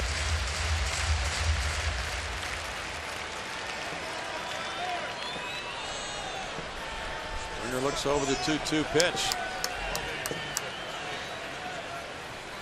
and rips it high to left field. This one will be a 2-run shot.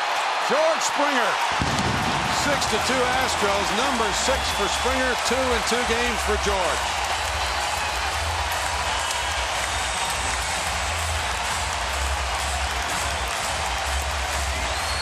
I don't know that anybody's ever going to hit the facade of that roof on the right field side, but this one was not missed by George Springer.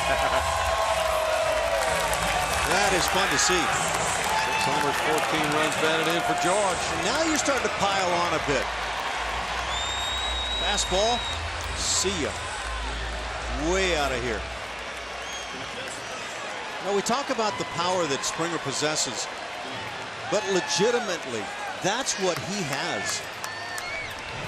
That was tape measure. Here's Correa now. That one landed out on Crawford Street, it appeared. Ball 1 to Correa, who had the RBI double. That had some height. Sammy Sosa didn't get scared, but no. Sammy hit one up in the lights a few years back, and I don't think we've ever seen anything quite to compare. We'll get another look at this one. That might have been above all those pennants out there on that light pole. Foul away. We'll see it here, Ash. See where this one goes by. So it's shy of the lights, and it probably goes right through the pennant you're talking about. That's a pretty good ball. Here's how I did it, guys. Correa takes, and it's a 3-1 count. See how Sammy did it back in the day. Scott Ellerton brings the heater, and I don't think it's going to be playable. It hit right in the lights up there. 3-2. Robert Redford couldn't have done it any better. No, he couldn't. The natural. There's a 3-1 to Correa that he took a fastball for a strike. Surprising to me.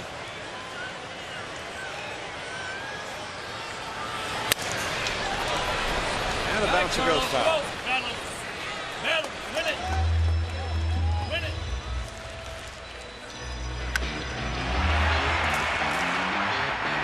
famous hop. Yeah, he didn't even he didn't wait a bit to hop, but I guess he never did on those home runs. That is just massive. And I'm sure even Scott Ellerton was proud about throwing that one. We were talking with some of the Minnesota Twins broadcasters about this ballpark. They were asking questions about the various features. And the owner's office is in the corner looking down into left field with a 422-foot sign right underneath that top window in the corner. And we'll get back to that later as the fourth inning ends with a strikeout. The Astros add on, and it's a 3-run inning. George Springer accounts for 2 of them, and the balk took care of a third. Through 4, the Astros lead it 6-2.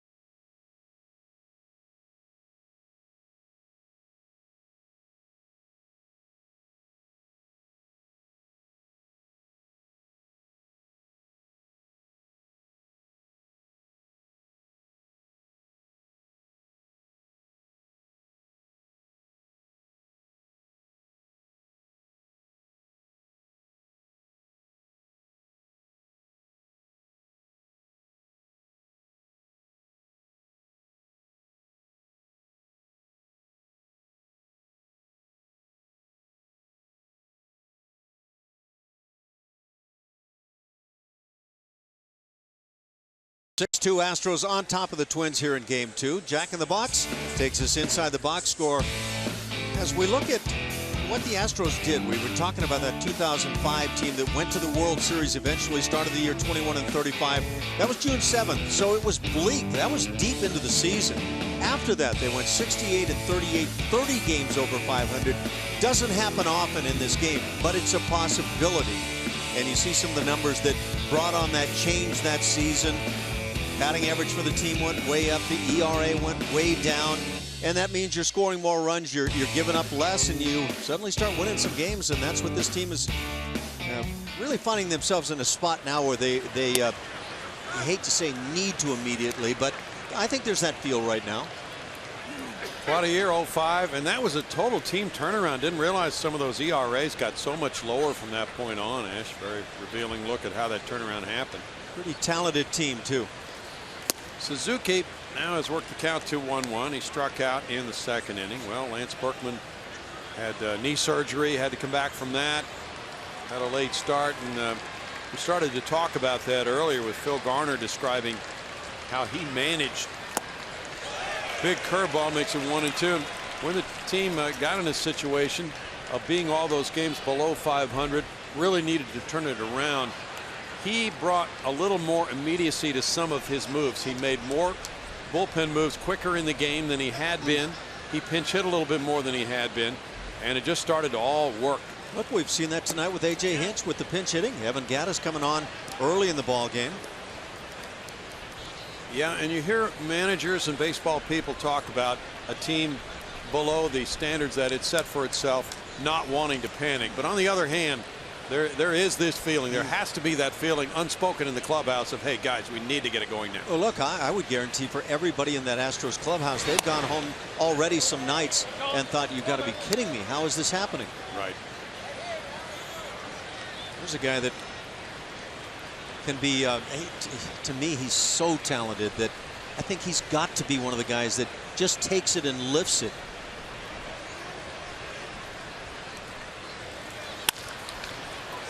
He gets in front of it, backhands it, and fires to White to get Suzuki.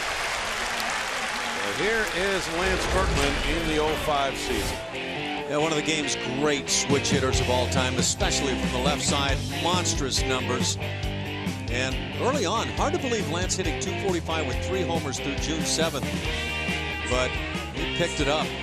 21 the rest of the way, 305, 71 ribbies.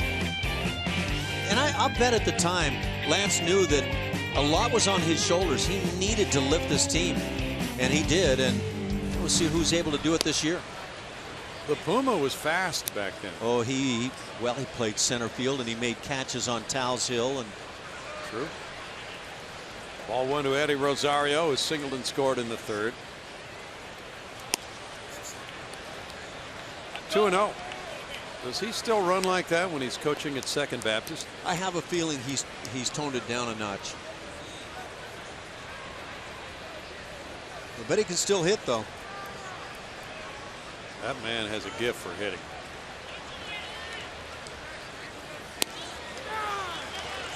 Two balls and a strike. He was the ideal hitter for this ballpark. He could hit in any ballpark, but especially this one, batting left-handed, the way he hit the ball hard to left center and left field. He let the ball travel a little bit deeper than some players, and he just mashed it. Yeah, he was fantastic in that regard. And then when he got the off-speed pitch, he could take it to right field. He could take it to center, for that matter. We have been asked to stop showing Scott Ellerton giving up bombs on our broadcast. Did Ellie call? No, I think he's perfectly fine with it. It takes a big man to throw one that goes that far. You know, I just thought we were talking about Berkman. The year he won the home run derby here, the All-Star game. My gosh. You talk about some tape measure shots. Yeah. And he batted right-handed. Yep. Strikeout number 5. Andy Pettitte had a big turnaround that season as well, 2005. And for Andy, I'll bet that really came down to condition of his arm, the elbow, which gave him troubles at times. But one of the game's outstanding left-handers through the years, and what a great postseason pitcher. And he looked good in that Astros uni, didn't he? He looked good on a lot of unis, but he wore the Yankees and the Astros. Santana with ball 1 now. I'm trying to remember, did Berkman win that home run derby, or was it Miguel Tejada? Miguel Tejada eventually won it. That's right. But Berkman took him deep. Yes, he did. 2-0. Well, Phil Boudreau did some research on our query about the line that they drew on the mound for calling balks. That was in spring training 1974, and it stopped at the end of spring training. They decided not to make it a rule. They were experimenting that year. We utilized 90-degree lines in this game, not 45-degree lines. They were not blurred lines, though. No, not at all. Thank you. 3 balls and a strike. No, and I think it drove some of the left-hand pitchers nuts during the course of that spring. What do you mean I can't legally cheat anymore?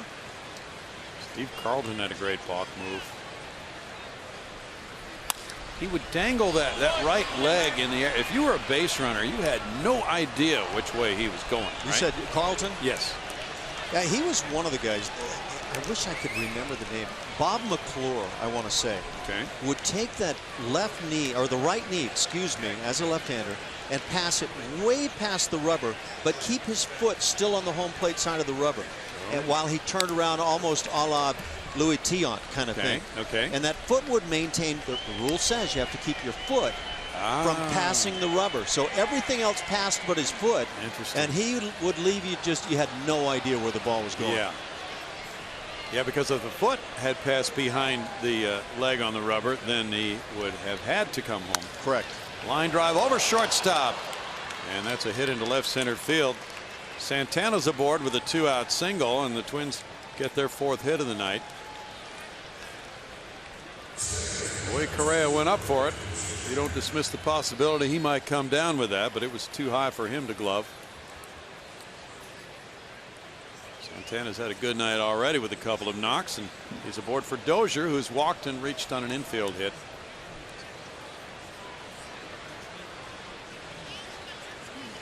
A 6-2 lead for Colin McHugh, shooting for win number 3 of the year. And for a strike.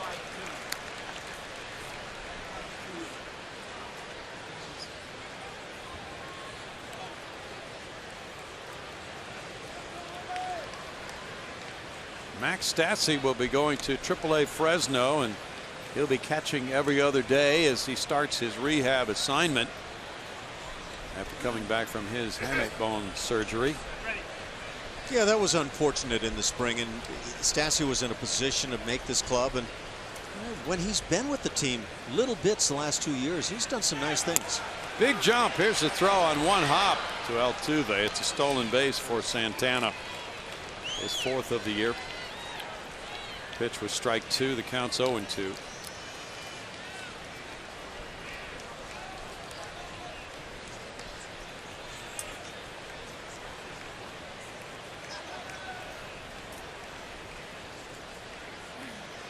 Joe Mauer's on deck.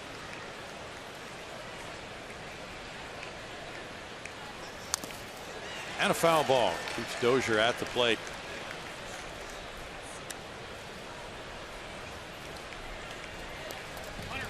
Both these managers, A.J. Hinch and Paul Molitor, very scholarly.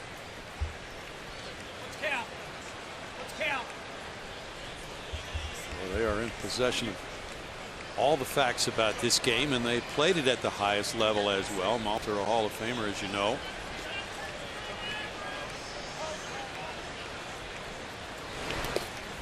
In the dirt. They had such tremendous seasons last year managing. Both of them first year managing their respective teams, that people around the Twin Cities and here in Houston and other areas where they follow the Astros and cheer for them really thought that big things can happen again this year, and they can, but they're both 8-18. No guarantees, right? No guarantees ever in sports. What's been the biggest surprise of the entire baseball season for you? Anything stand out for you? Wow. It's a good question. Let me chew on that for a second. Maybe the Astros, quite frankly.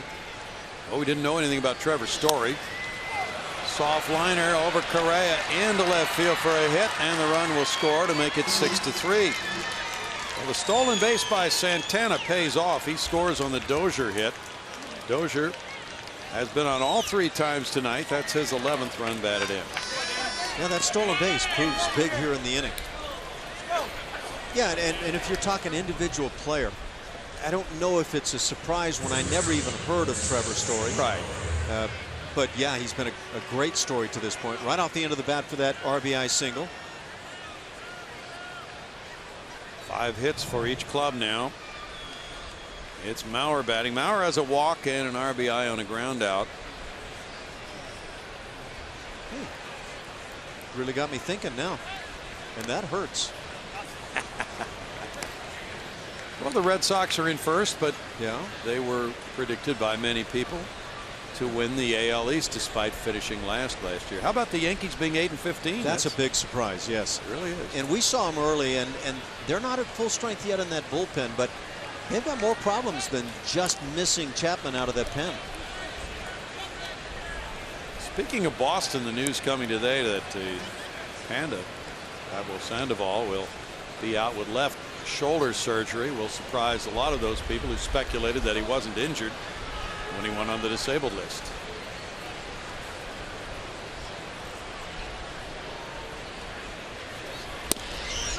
And for a strike. 0-1 to Mauer.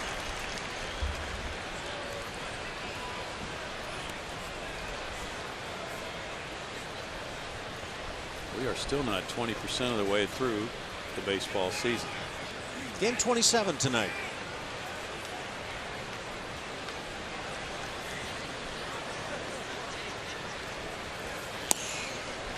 You know, what surprised me though about that 05 graphic we looked at was that the pitching got so much better after the first 45 games.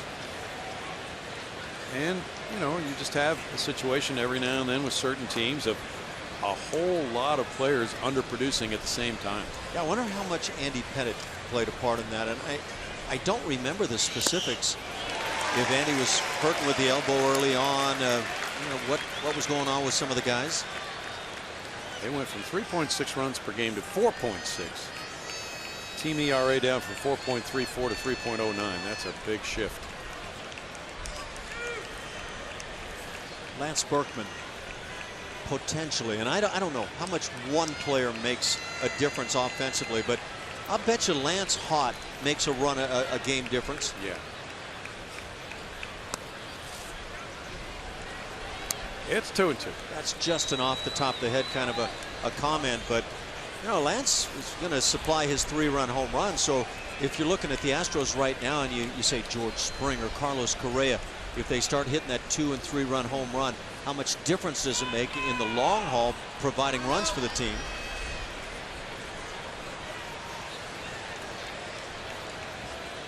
It's been a weird start for the Astros in the sense that they have 2 or 3 players who are hitting absolutely tremendously well, and then several guys who are nowhere close to where they normally would be.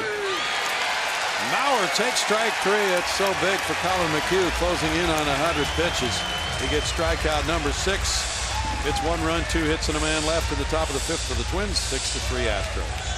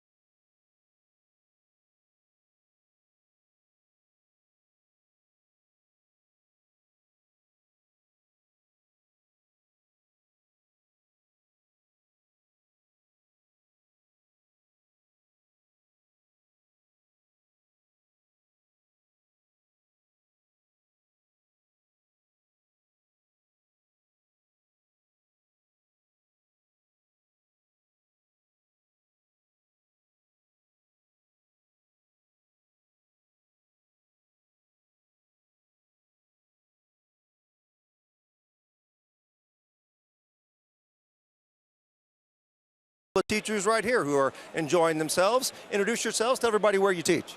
I'm Miss Coker. I teach at Cypress Range High School. I teach freshman biology. My name's Haley Dunn, and I'm the elementary school counselor at Millsap Elementary and Cy-Fair ISD. So it is nice to have Teacher Appreciation Week, of course, everywhere, because you guys don't get enough appreciation. But also here at the ballpark tonight, how fun is this? So fun. It's great. We walked all the way to 155 to make sure we got our bag. We love our tote. Oh, yeah. It's so fun. Let's see the bag. Teacher Appreciation bag. What do you guys like most about teaching? I'd have to say just being with the kids all day long. It's really about the kids and our passion for taking care of them and teaching them and making sure that what's best for them is at the forefront. Do you agree with that? Absolutely. Kids are the best. Every day is a different story. They're hilarious. They're funny. We love them. That's why we do it. It's great to have all the teachers here tonight. We certainly appreciate your time. You guys enjoy the rest of the game. Thank Brownie, you so much. back up to you, Brownie. Well, we thank them for a terrific job teaching the youngsters. Tyler White with strike 1. Moves out of the way. It's 1-1 after Rasmus hit the fly ball to center. And a 6-3 game with Tommy Malone working the 5th. Evan Gattis is on deck. We don't see anybody throwing in the Twins bullpen right now. In tight, and White works the count to 2-1. Well, when you think about the job they do and how important it is to the future of this nation, teachers deserve a lot of respect and appreciation.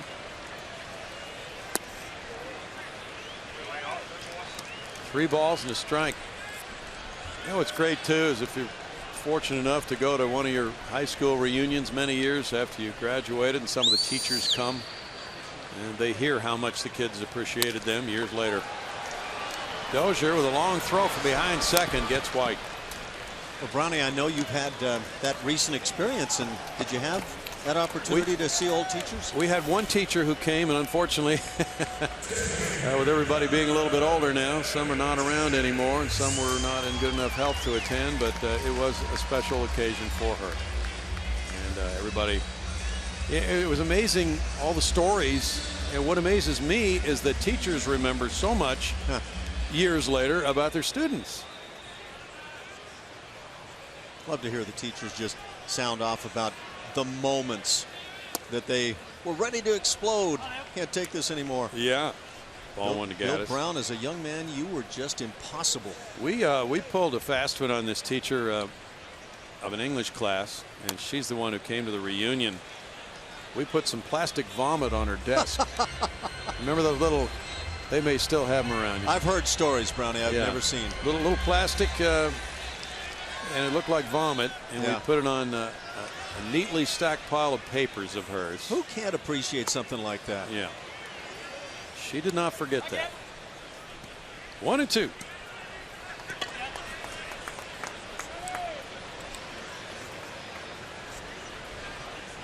And Dozier moves over with 2 strikes in the count, further on the first base side of second.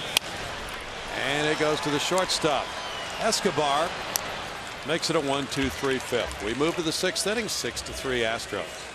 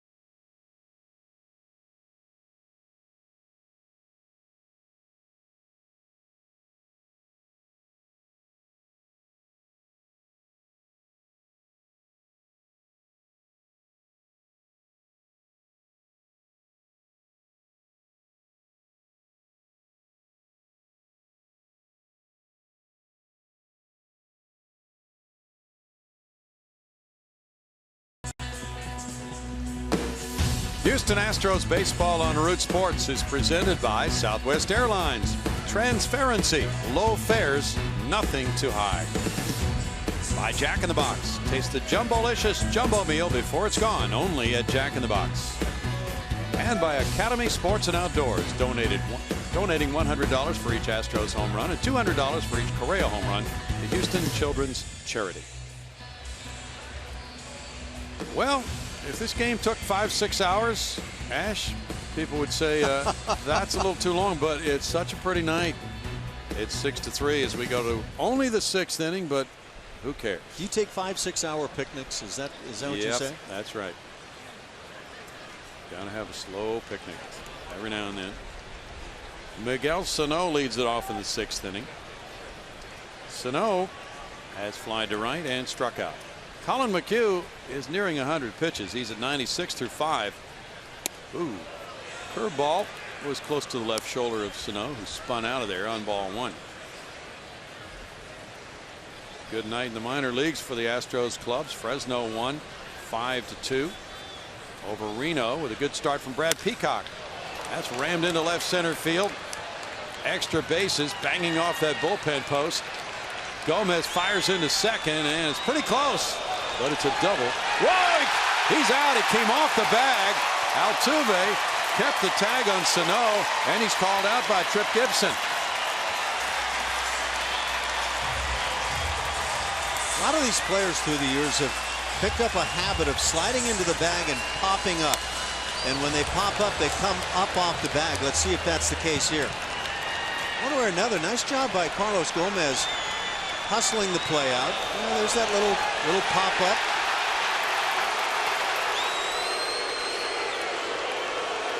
Easily in there. And then airborne. It's a nice first out. 7-4 play. Gomez picking up, or 8-4 play. Gomez getting the outfield assist. Brent Strom coming out as Altuve kept the tag on him, and infielders are trained to do that these days. It's become one of the keys, hasn't it, for infielders at the bag, especially at second base, but I think we've seen it at third as well. Throw was right on the money, Ash. Yeah, that's a really nice job. I think the general play in center field on that type of a play is just go ahead and get it back in, maybe even toward third base. But one thing about Carlos Gomez, he will play the game aggressively. Altuve gets the out call. Well, that's a big one. Instead of a leadoff double, it's a single. In and out. Ken Giles in the bullpen. Trevor Plouffe the batter. Plouffe is 0 for 2. Plouffe out to left center field. Rasmus cruising over. 2 down. And Giles, who threw the ball very well last night, is tuning it up again tonight. He had a 1-2-3 inning. Didn't need many pitches. This picnic is picking up pace. Yeah. Park is 0 for 2. Peacock last night had his longest outing of the year for Fresno. 6 innings, giving up 4 hits and 2 runs. He leads the PCL in strikeouts with 32 in 25 2/3 innings. A name you will probably be hearing in a Houston Astros uniform someday. Handel Gustave picked up the win. Hard-throwing young right-hander. James Hoyt struck out a couple in a perfect ninth. Got his 7th save.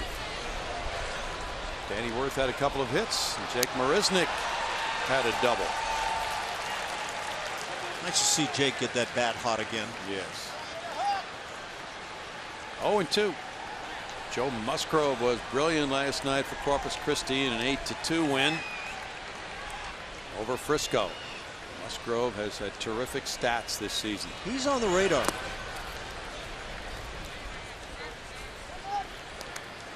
And Alex Bregman, who has been injured part of the time, has great numbers this year. You know, he battled it hard, got a lot of opportunities in the spring. Didn't do much with the bat, but he's taken it on to AAA and really turned it on nicely. Young-Ho Park fouls it. And we check the Grizzlies, and Fresno has Gustave with a 0.71 whip. Colin Moran hitting .300 with a 740 OPS. And Danny Wirth .354. He has major league time, and he's ripping it up at AAA. Talented infielder, too. He is. He looked good in the spring. And the Astros do have some depth in that regard. Still 1-2. Musgrove, though, you're right. It wouldn't be shocking to see him walk into that Astros clubhouse at some point this year. If there's a perceived need, and you know, I'm sure a lot of people could say, well, I perceive it right now, but again, he's on the radar.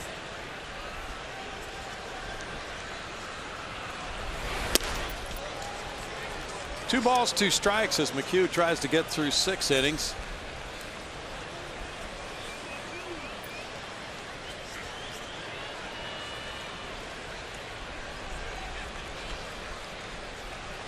Have 6 hits. Fly ball toward right, and this will go out of Springer's reach. Opposite field, home run by Park. That ball found the second deck. Ooh. Opposite field job. That's why he was hitting over 50 home runs a year the last couple of years in South Korea. I mean, his pop is way beyond legit. 7 major league homers for Park, and that's going to be it for McHugh. He gave up a homer to his first batter, Santana, and his last batter, Park. He knows this one's gone. That is very well struck by Park, but McHugh is in line for a win. It is 6-4 Houston as he leaves in the 6th inning. Back with more in a moment.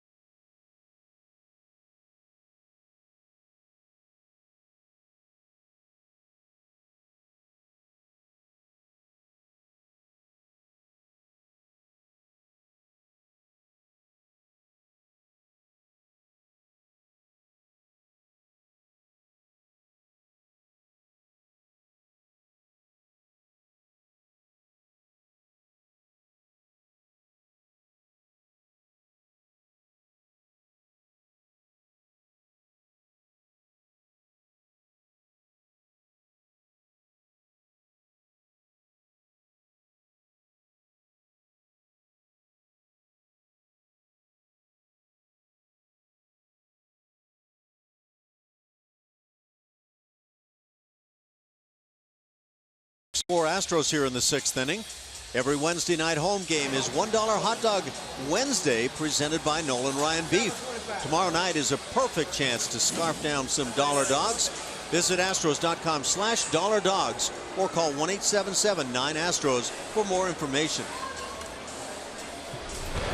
Ken Giles is getting ready. Here's what Giles did last night in a 1-2-3 ninth with 2 punch outs. Had good stuff, and probably the most consistent looking outing of the season so far for Giles. And I imagine because of last night's outing, he now finds himself in this scenario with a 2-run lead. He threw only 8 pitches in that game, and they were all strikes. And now he faces Escobar. Eduardo 0 for 2 in this game. Infield shifted around. I say, where's that? Well, Giles 0-2 with an 8.18 ERA. Last season had a 1.80 ERA for the Phillies, was 15 for 20 in saves with them. A dominant closer after Jonathan Papelbon was traded by the Phillies to Washington. Giles took over. Then he came to Houston in the 5-for-2 trade with the Phillies, and Giles is still trying to reach that top form he had. He certainly has the stuff. Preston Tucker talked about that before the game today. And, you know, these Astros hitters who face the pitchers in spring training can tell you exactly what kind of stuff they have. And it is electric. Sometimes all it takes is to go have success in some wins for the ball club. And so a night like tonight can be crucial if the Astros can hang on, win this ball game, and have Giles be instrumental. Popped up. And Valbuena takes care of out number 3. 1-run scoring on 2 hits. And the play at second was big as the Twins lost a base runner when Sano came off the base. It's 6-4 Houston.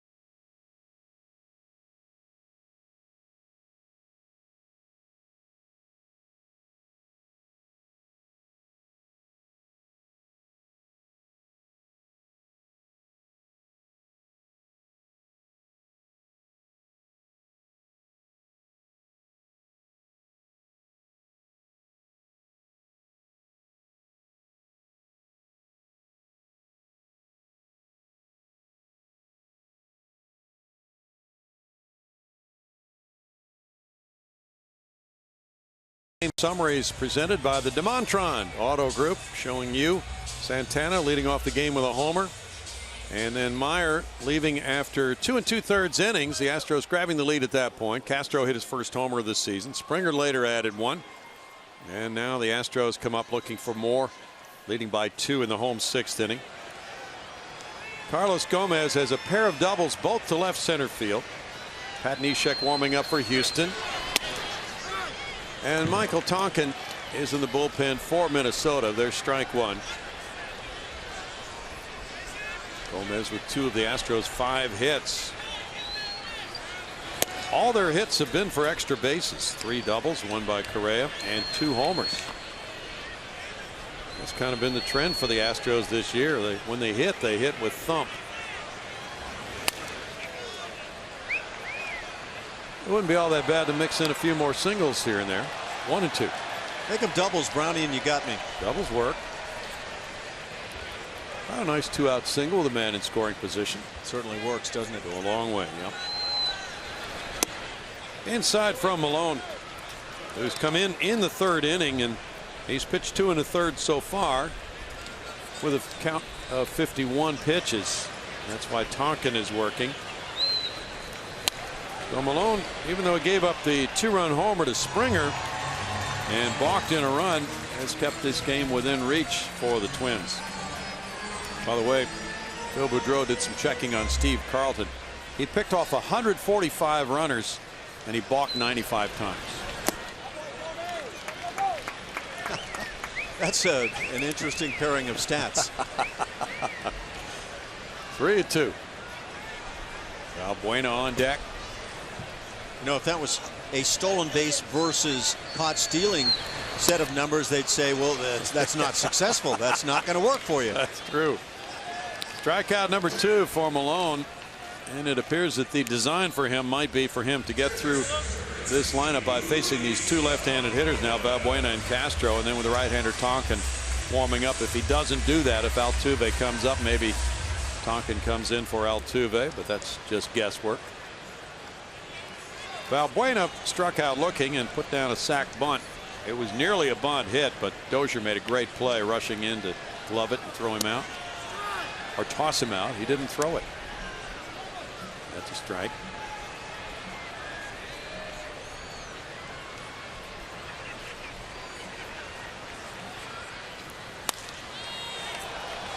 Shortstop Escobar backpedals and calls 2 outs.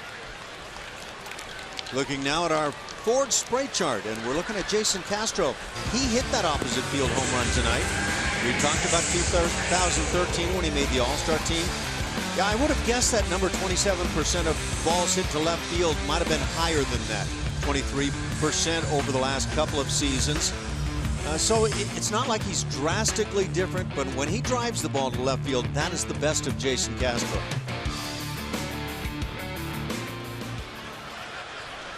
Sounds like a video he could put out. Absolutely. This one goes to center field. A long flyer. Santana way back to the warning track. And that's a 400-foot out, number 3. 7 in a row set down by Malone to keep it close.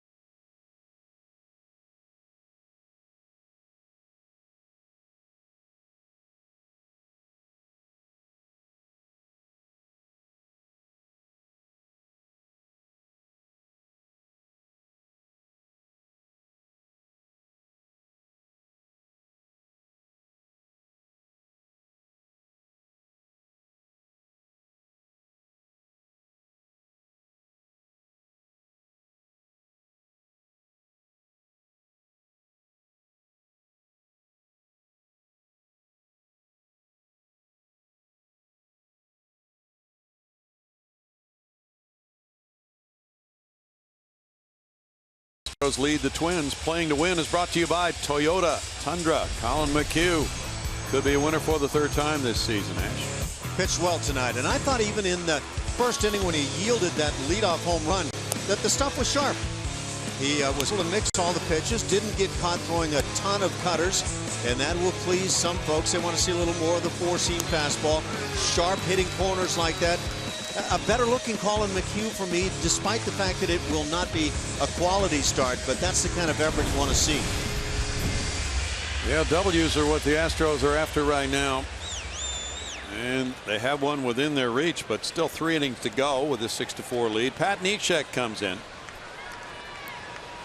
Ken Giles retired the only man he faced, Escobar, on a pop-up, 1/3 of an inning, no hits, no runs. He gets a hold. Kurt Suzuki is 0 for 2, leading off the 7th.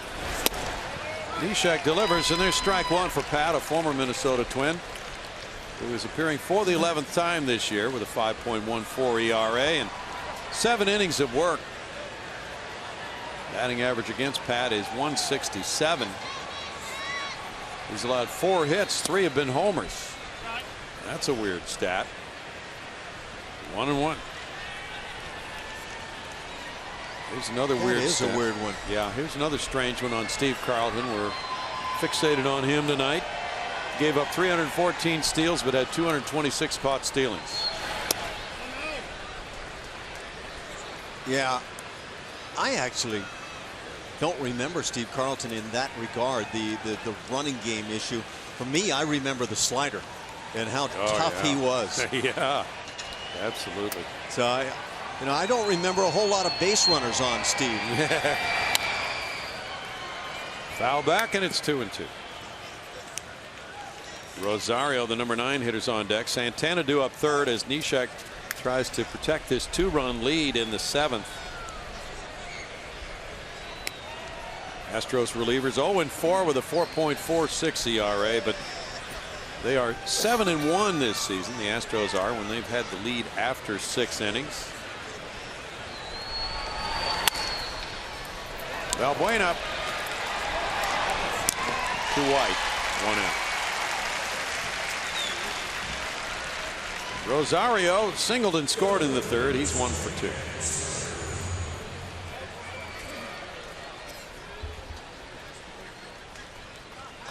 That George Springer home run left the bat at 111 miles per hour.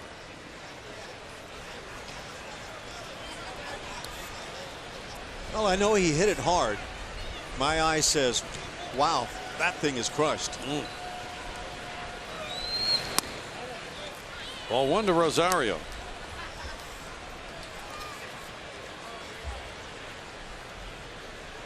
Somebody thought it was about where Albert Pujols hit his home run against the Astros. Yeah. In 05. In the air, and here's Gomez. 2 outs. Bring the whole family out to Minute Maid Park for this Sunday's game with the Kroger Family 4-pack. That's starting at only $70. This special package includes 4 tickets, 4 hot dogs, 4 sodas, and a Lot C parking pass. Get your Kroger Family 4-pack by visiting astros.com/value, or you can call 1-877-9-ASTROS. Danny Santana led off the game with a homer. He also singled in the 5th. He's 2 for 3 with 2 runs scored. And looks at strike 1. Pat Neshek, who's 35 years old, is from Madison, Wisconsin. He was drafted by the Twins in 02 in the 6th round. Came to the big leagues with them in 06 and stayed with them through the 2010 season before moving on to San Diego. Check swing call goes the Twins' way with the Jerry Lane safe sign, and it's 1-1.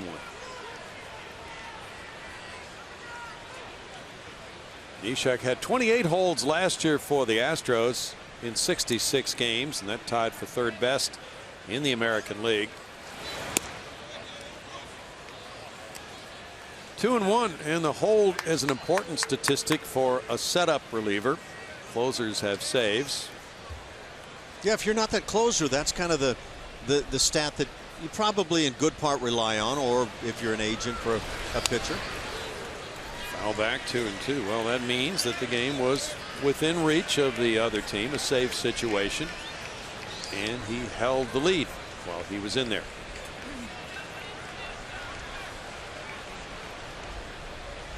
So you can have a 3-run lead and you can give up a pair, but you still get a hold, huh? That's shaky, but yes. There are different degrees of holds. You're right. Good point.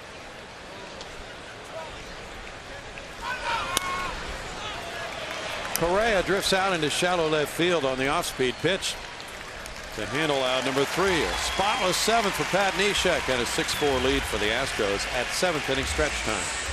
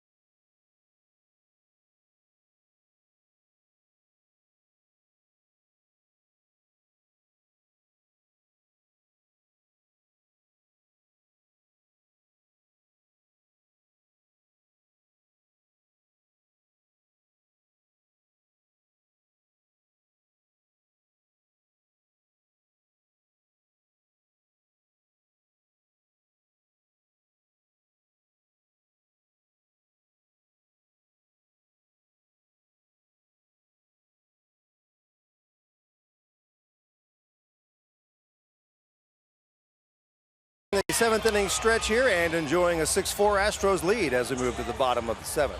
You can follow the Astros baseball live and stay up to the moment with game day, live highlights, StatCast, and more with the MLB.com @BAT app. Download the app for your phone or tablet now. It's a great way to follow the game. Guys, back up to you. It certainly is. We use it every night. Thanks, Bart. Beautiful view from outside where George Springer's home run landed. Probably somewhere around there. At KBR Park, right? And that ball was a flyer. It just went way over the railroad tracks. It was about 20 feet over the tracks, wasn't it, when it left here? Looked like it. I imagine George is proud of it, but I think he's got more in there. Let's root for him. Michael Tonkin is 1-1 in 12 innings. He has an ERA of 1.5 with a whip of 1.42. He comes in for the bottom of the 7th inning. Tommy Malone worked 3 1/3 innings, allowing 2 hits, 3 runs. Walking 1, striking out 2. Altuve to lead it off. Jose 0 for 2 with a walk, a steal, and a run scored. He's now scored 22 runs this season. That's 2nd in the American League. Third baseman Plouffe is a step in front of the bag on Altuve. And it's strike 1 for Tonkin. 7 Astros in a row were set down by Malone at the end of his outing after the George Springer 4th inning 2-run homer. Out to right center field. Sano puts it away, 1 down. Our delivery of the game is brought to you by Jimmy John's. It is the Jimmy Jack right here. George Springer just annihilates this baseball. I think that felt kind of good. He flattened it, Ash. He did that. Pulverized it. Nuked it. Vaporized. Keep coming. I'm liking this. What's he going to do this time? It's ball 1. He's walked twice and then ripped that monster home run. You said obliterated, right? I thought that. Yeah. Still got that aluminum bat going. Keep that thing rocking. 2 balls, no strikes. Never seen that before. The silver paint job. We'll have to check into that. Inquiring minds want to know. Got to know. Well, nothing to swing at yet for George. It's 3 balls, no strikes from Tonkin, the big 6'7" right-hander. You green lighting this thing? Yep.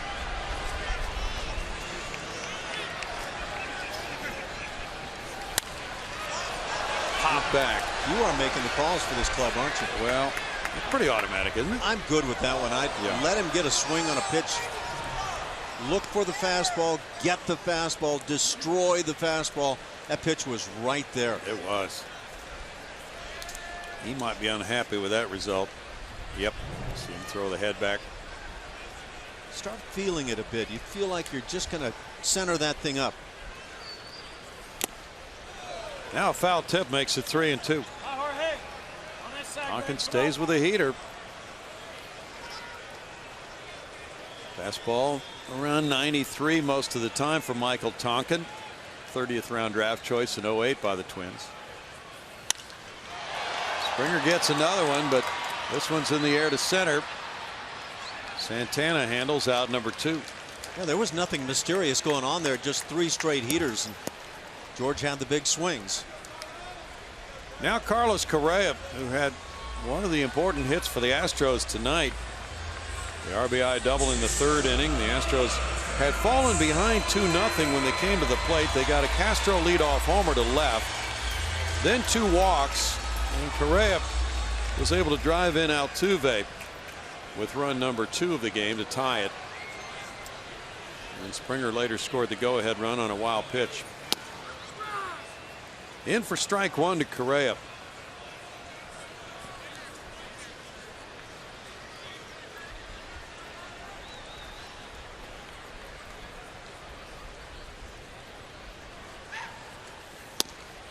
Carlos looks at it, quickly falling behind 0-2. White Sox lead the Red Sox 4-1 in the bottom of the 8th at Chicago. What a juggernaut for Robin Ventura, 18-8.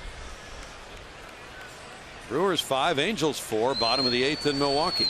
You've seen what that White Sox bullpen has been doing. They have just been lights out.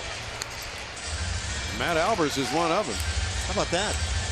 Get healthy and suddenly become a rather dominant righty.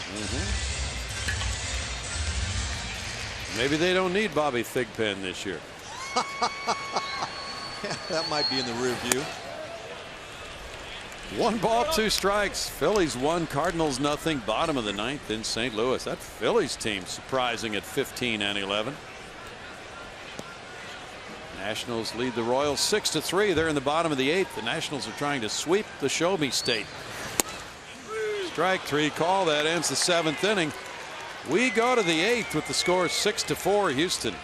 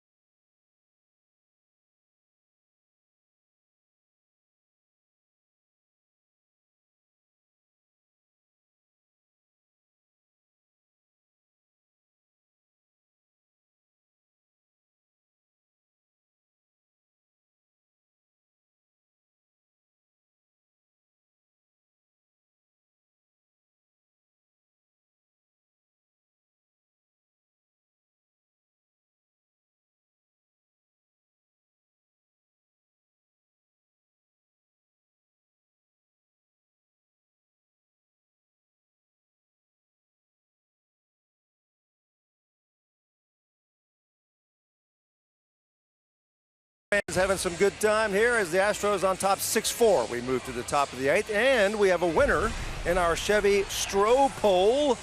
If you recall, we asked you earlier which Astro starter has the most devastating pitch, and according to 44% of you that voted, it's Lance McCullers' changeup, and it is wicked, and it just edged Dallas Keuchel's slider, 44% to 39%. We appreciate everybody voting.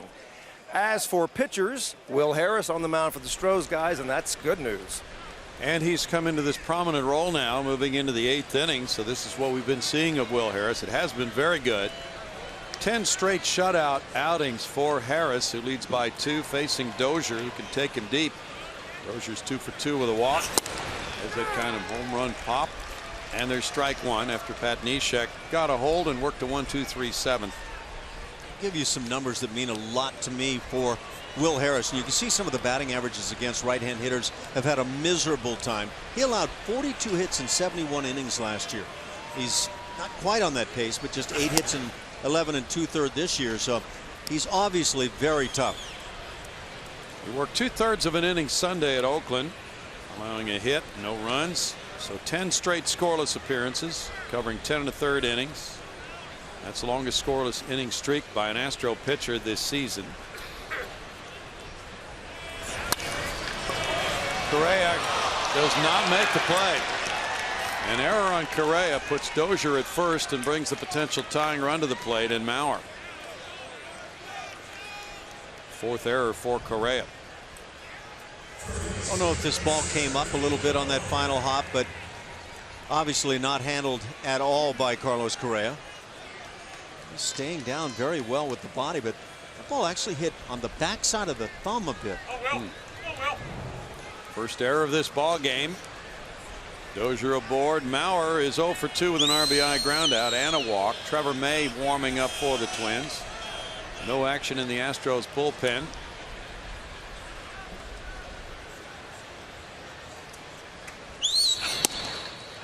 That's right there on the edge for strike 1. That's a great way to pitch Mauer, isn't it? Because he doesn't really rip that inside fastball very well. He's become so unaggressive in his style. Walks obviously a big category. The on-base percentage is high, and that seems to be what he's focused on a great deal. If you can get ahead with something in the strike zone and then start working the corners. We saw him strike out looking last time on a pitch that appeared to be a good strike. Just a much less aggressive hitter than he had been some years ago. The Astros certainly do not expect him to pull the ball, with Springer way over in right center field. And this is standard for clubs positioning players when Mauer is the hitter. He can pummel the ball to left field and left center, and that's the way the Astros are positioned. We're talking former MVP in Joe Mauer.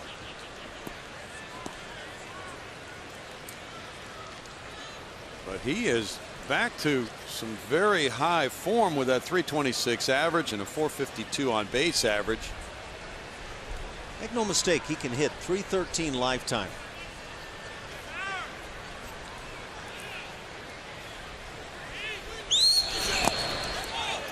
Blocked out in front by Castro. No advance by the base runner. Convenient little flip from the glove right up to the right hand. Not intentionally. Trying to block the pitch in the dirt by picking it, and works out rather fortunate here.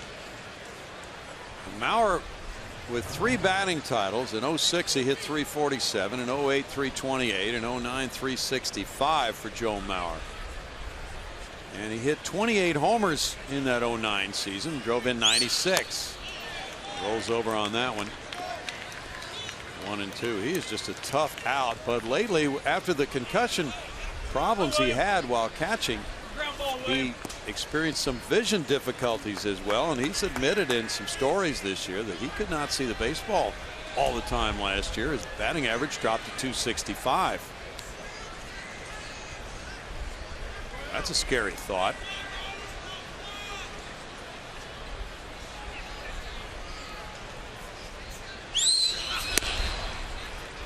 Two, and this is what Mauer does. He works deep counts. He avoids striking out.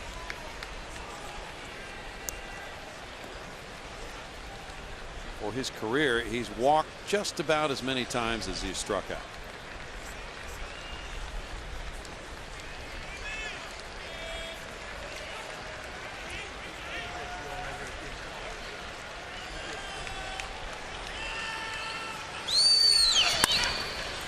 Correa, bad hop. Altuve flashing across the bag, safe at first.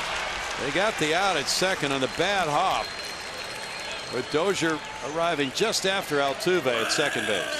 This might have been a tougher play for Correa than the first ground ball here in the inning, and he reacted very well. You remember the ground ball in the postseason that came up on him and slipped on by. This one was similar, and Altuve with a very athletic move as he throws on to first base. A.J. Hinch is coming out. This has got to be about that slide, and was there an infraction that would say, okay, it's a double play? Did the slide end up with the man hanging on to the bag, or did he go on by? Because by the interpretation of that rule these days, it's a double play if you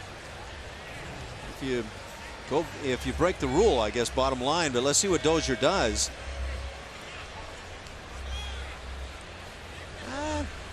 I don't know that I see anything wrong there. The slide comes right into the bag, and I see nothing. I thought that was a good slide by Dozier. Well, he didn't slide on past the base. No. Not sure what AJ's contention is here. I'm not sure if AJ, in seeing the left arm of Dozier up, thought maybe he had thrown a little bit of a forearm block there, but I didn't see the contact. Didn't see the contact, but he didn't have much time to review it either. Now Mauer is at first with one out, and Sano the batter. Sano is 1 for 3. Bullpen busy for the Twins. Strike one. The Astros didn't get a break on that bad hop. Looked like a double play ball off the bat, but then they were lucky to get one out on a close play at second.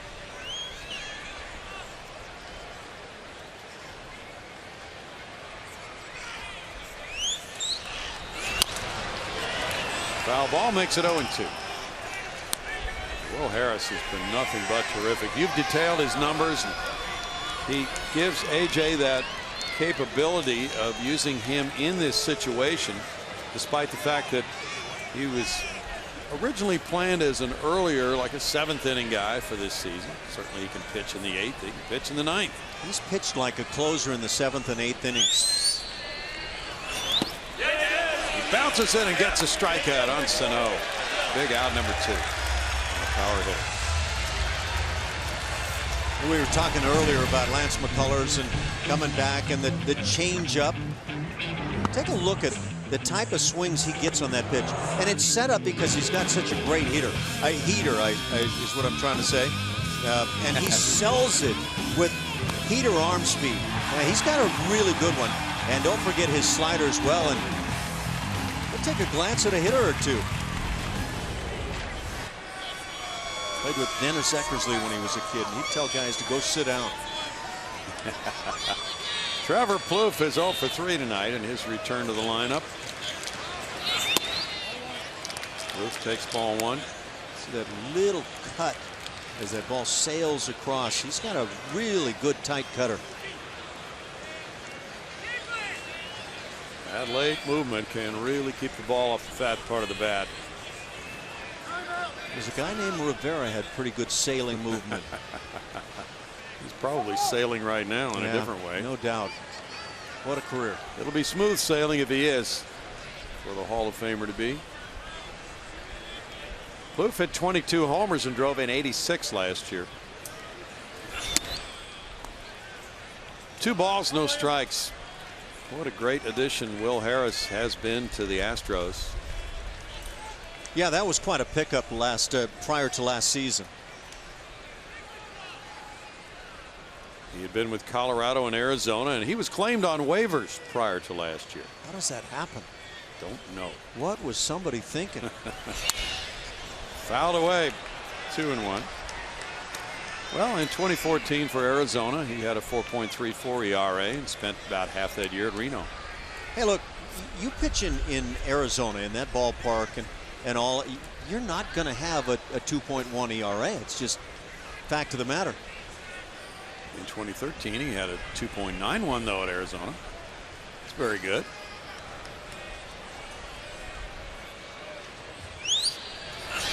Okay, you're not going to have that kind of number without being exceptional. Right. And apparently he's been mighty exceptional, certainly since donning an Astros uni. Now a big 3-1 pitch awaiting, and Plouffe has the power threat at the plate. And the powerful Park, who homered last time, is on deck.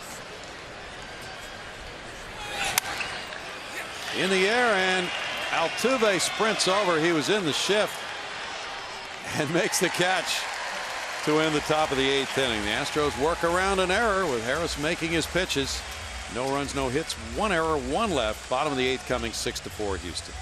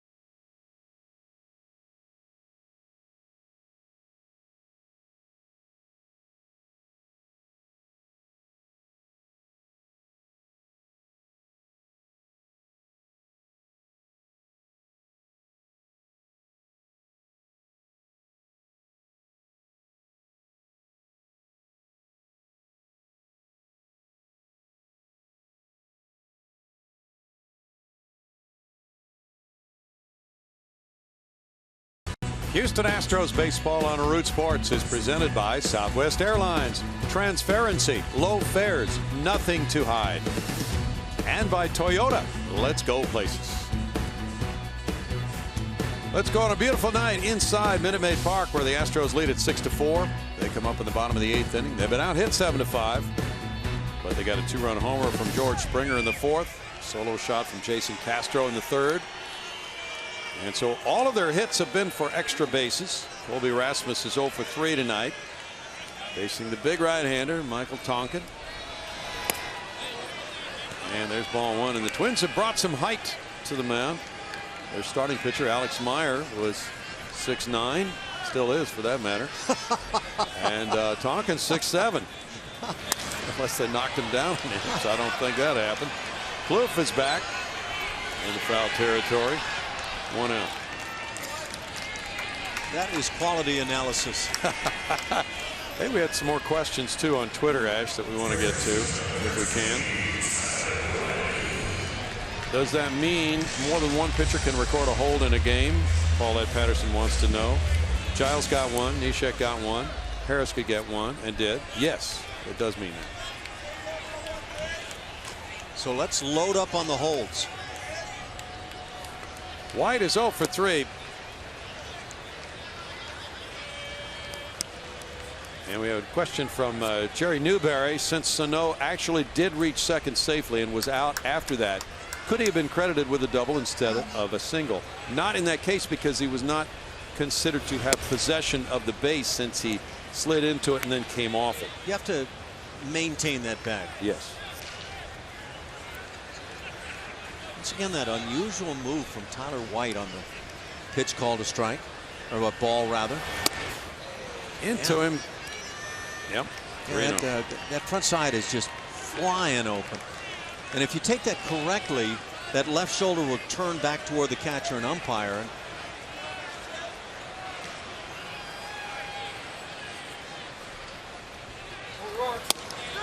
In for a strike, 3-1. O'Rourke is working in the bullpen for the Twins, and the Astros have their closer, Luke Gregerson, warming up.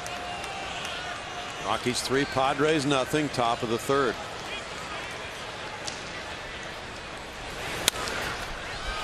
That's a soft foul, and Mauer will watch it go back out of play. Trevor Story had an RBI single. There you go. Your story continues to build. You thought it was going to be a homer, didn't you? I didn't realize they even allowed him to have singles. Man, he's been something.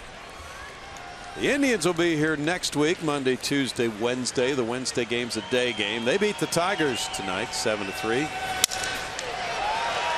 Dozier out in the right, and he gloves it.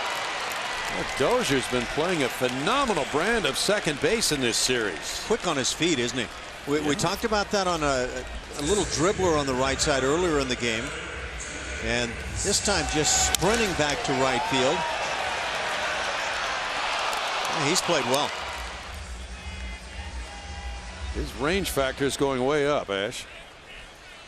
And in the major leagues, Tyler White is learning that there are some pretty good defensive players. That's an excellent point.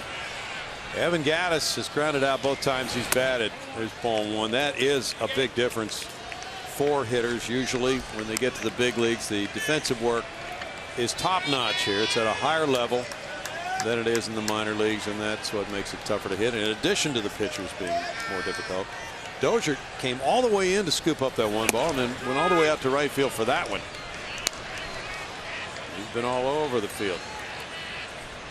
Yeah, I'd like to see the hit his range factor does get tonight. It's an upward hit.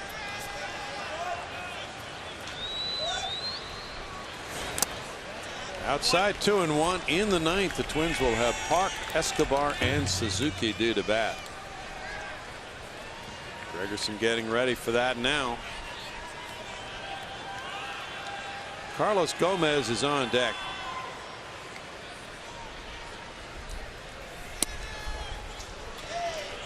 Now Gattis has worked the count, 3-1. It's Hughes and Fires tomorrow night at 7:10.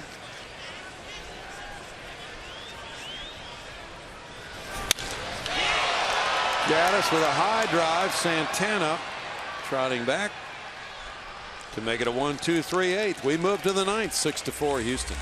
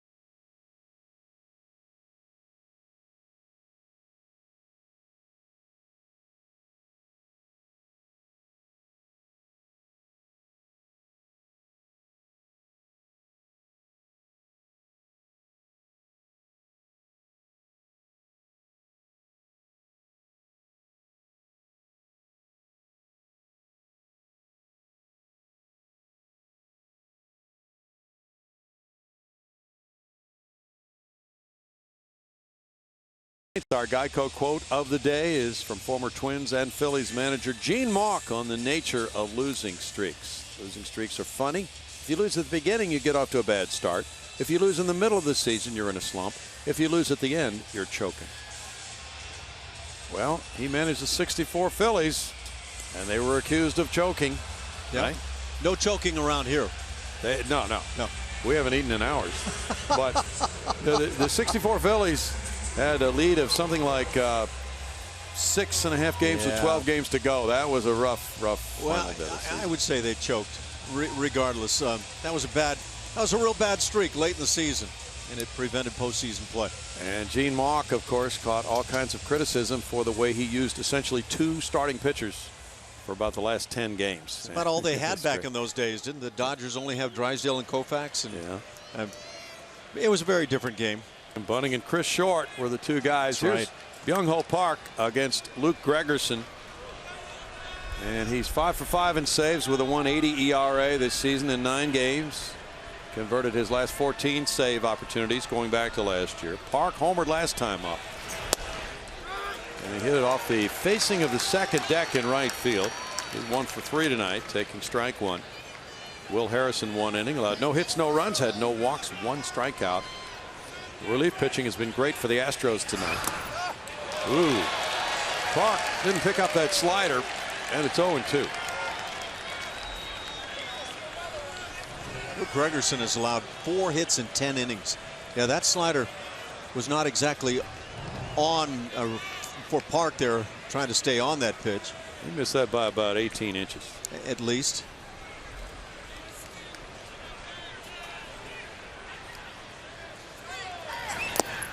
Didn't go for that, though. We'll go right back to that thing. Yep. 1-2. It's been quite a night for Justin Smoke of the Blue Jays, the former Texas Ranger, against Texas. Hit a walk-off homer to beat the Rangers in the 10th after a game-tying shot in the 9th.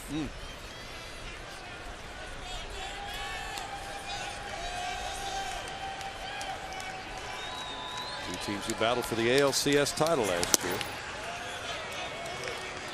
It's 2-2. Cubs down the Pirates 7-1. Jake Arrieta is 6-0 with a 0.84 ERA.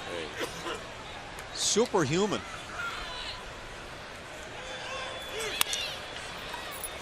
Two-hopper to third. Valbuena takes it in the dirt, and Tyler White comes up with a big play to get Park.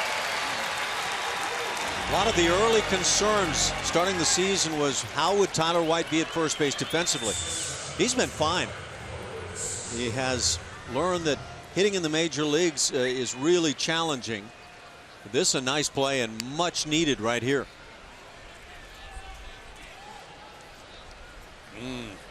Well done.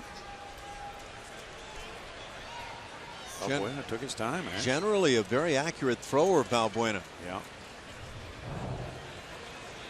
Eduardo Escobar. Now Gregerson came inside on Park that time after throwing sliders away. Escobar with strike 1. Orioles stopped the Yankees 4-1. Yankees are 8-16. Severino the loser, 0-4 with an ERA above 6. No balls, 2 strikes.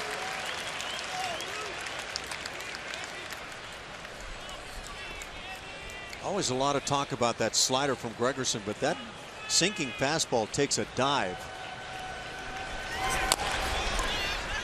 Little roller goes foul first base side for White, keeping the count at 0-2. The Rangers, with their loss 3-1 at Toronto, are now 15-12. And we'll check on Seattle. Second place club when the night began in the AL West. Oswaldo Arcia is in the on-deck circle.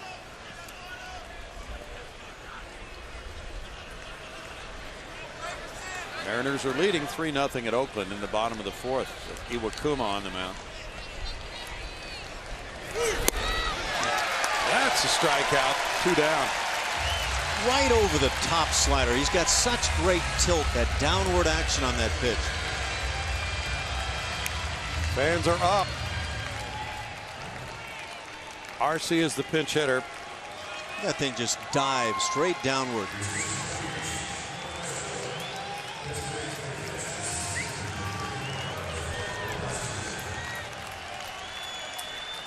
And it's Arcia, the 25-year-old from Venezuela. Pinch hitting now, 255, 3 homers for Arcia. He's driven in 9. He's had 51 at bats. Pinch hitting for Suzuki, who was 0 for 3, and there's strike 1.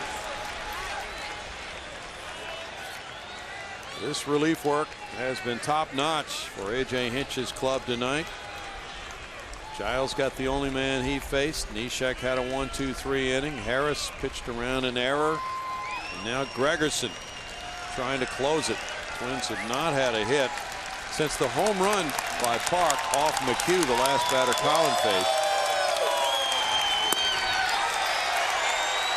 It's 0-2. These Astros fans would like to see this club win tonight and then for the first time this season win back-to-back games and take the series tomorrow night.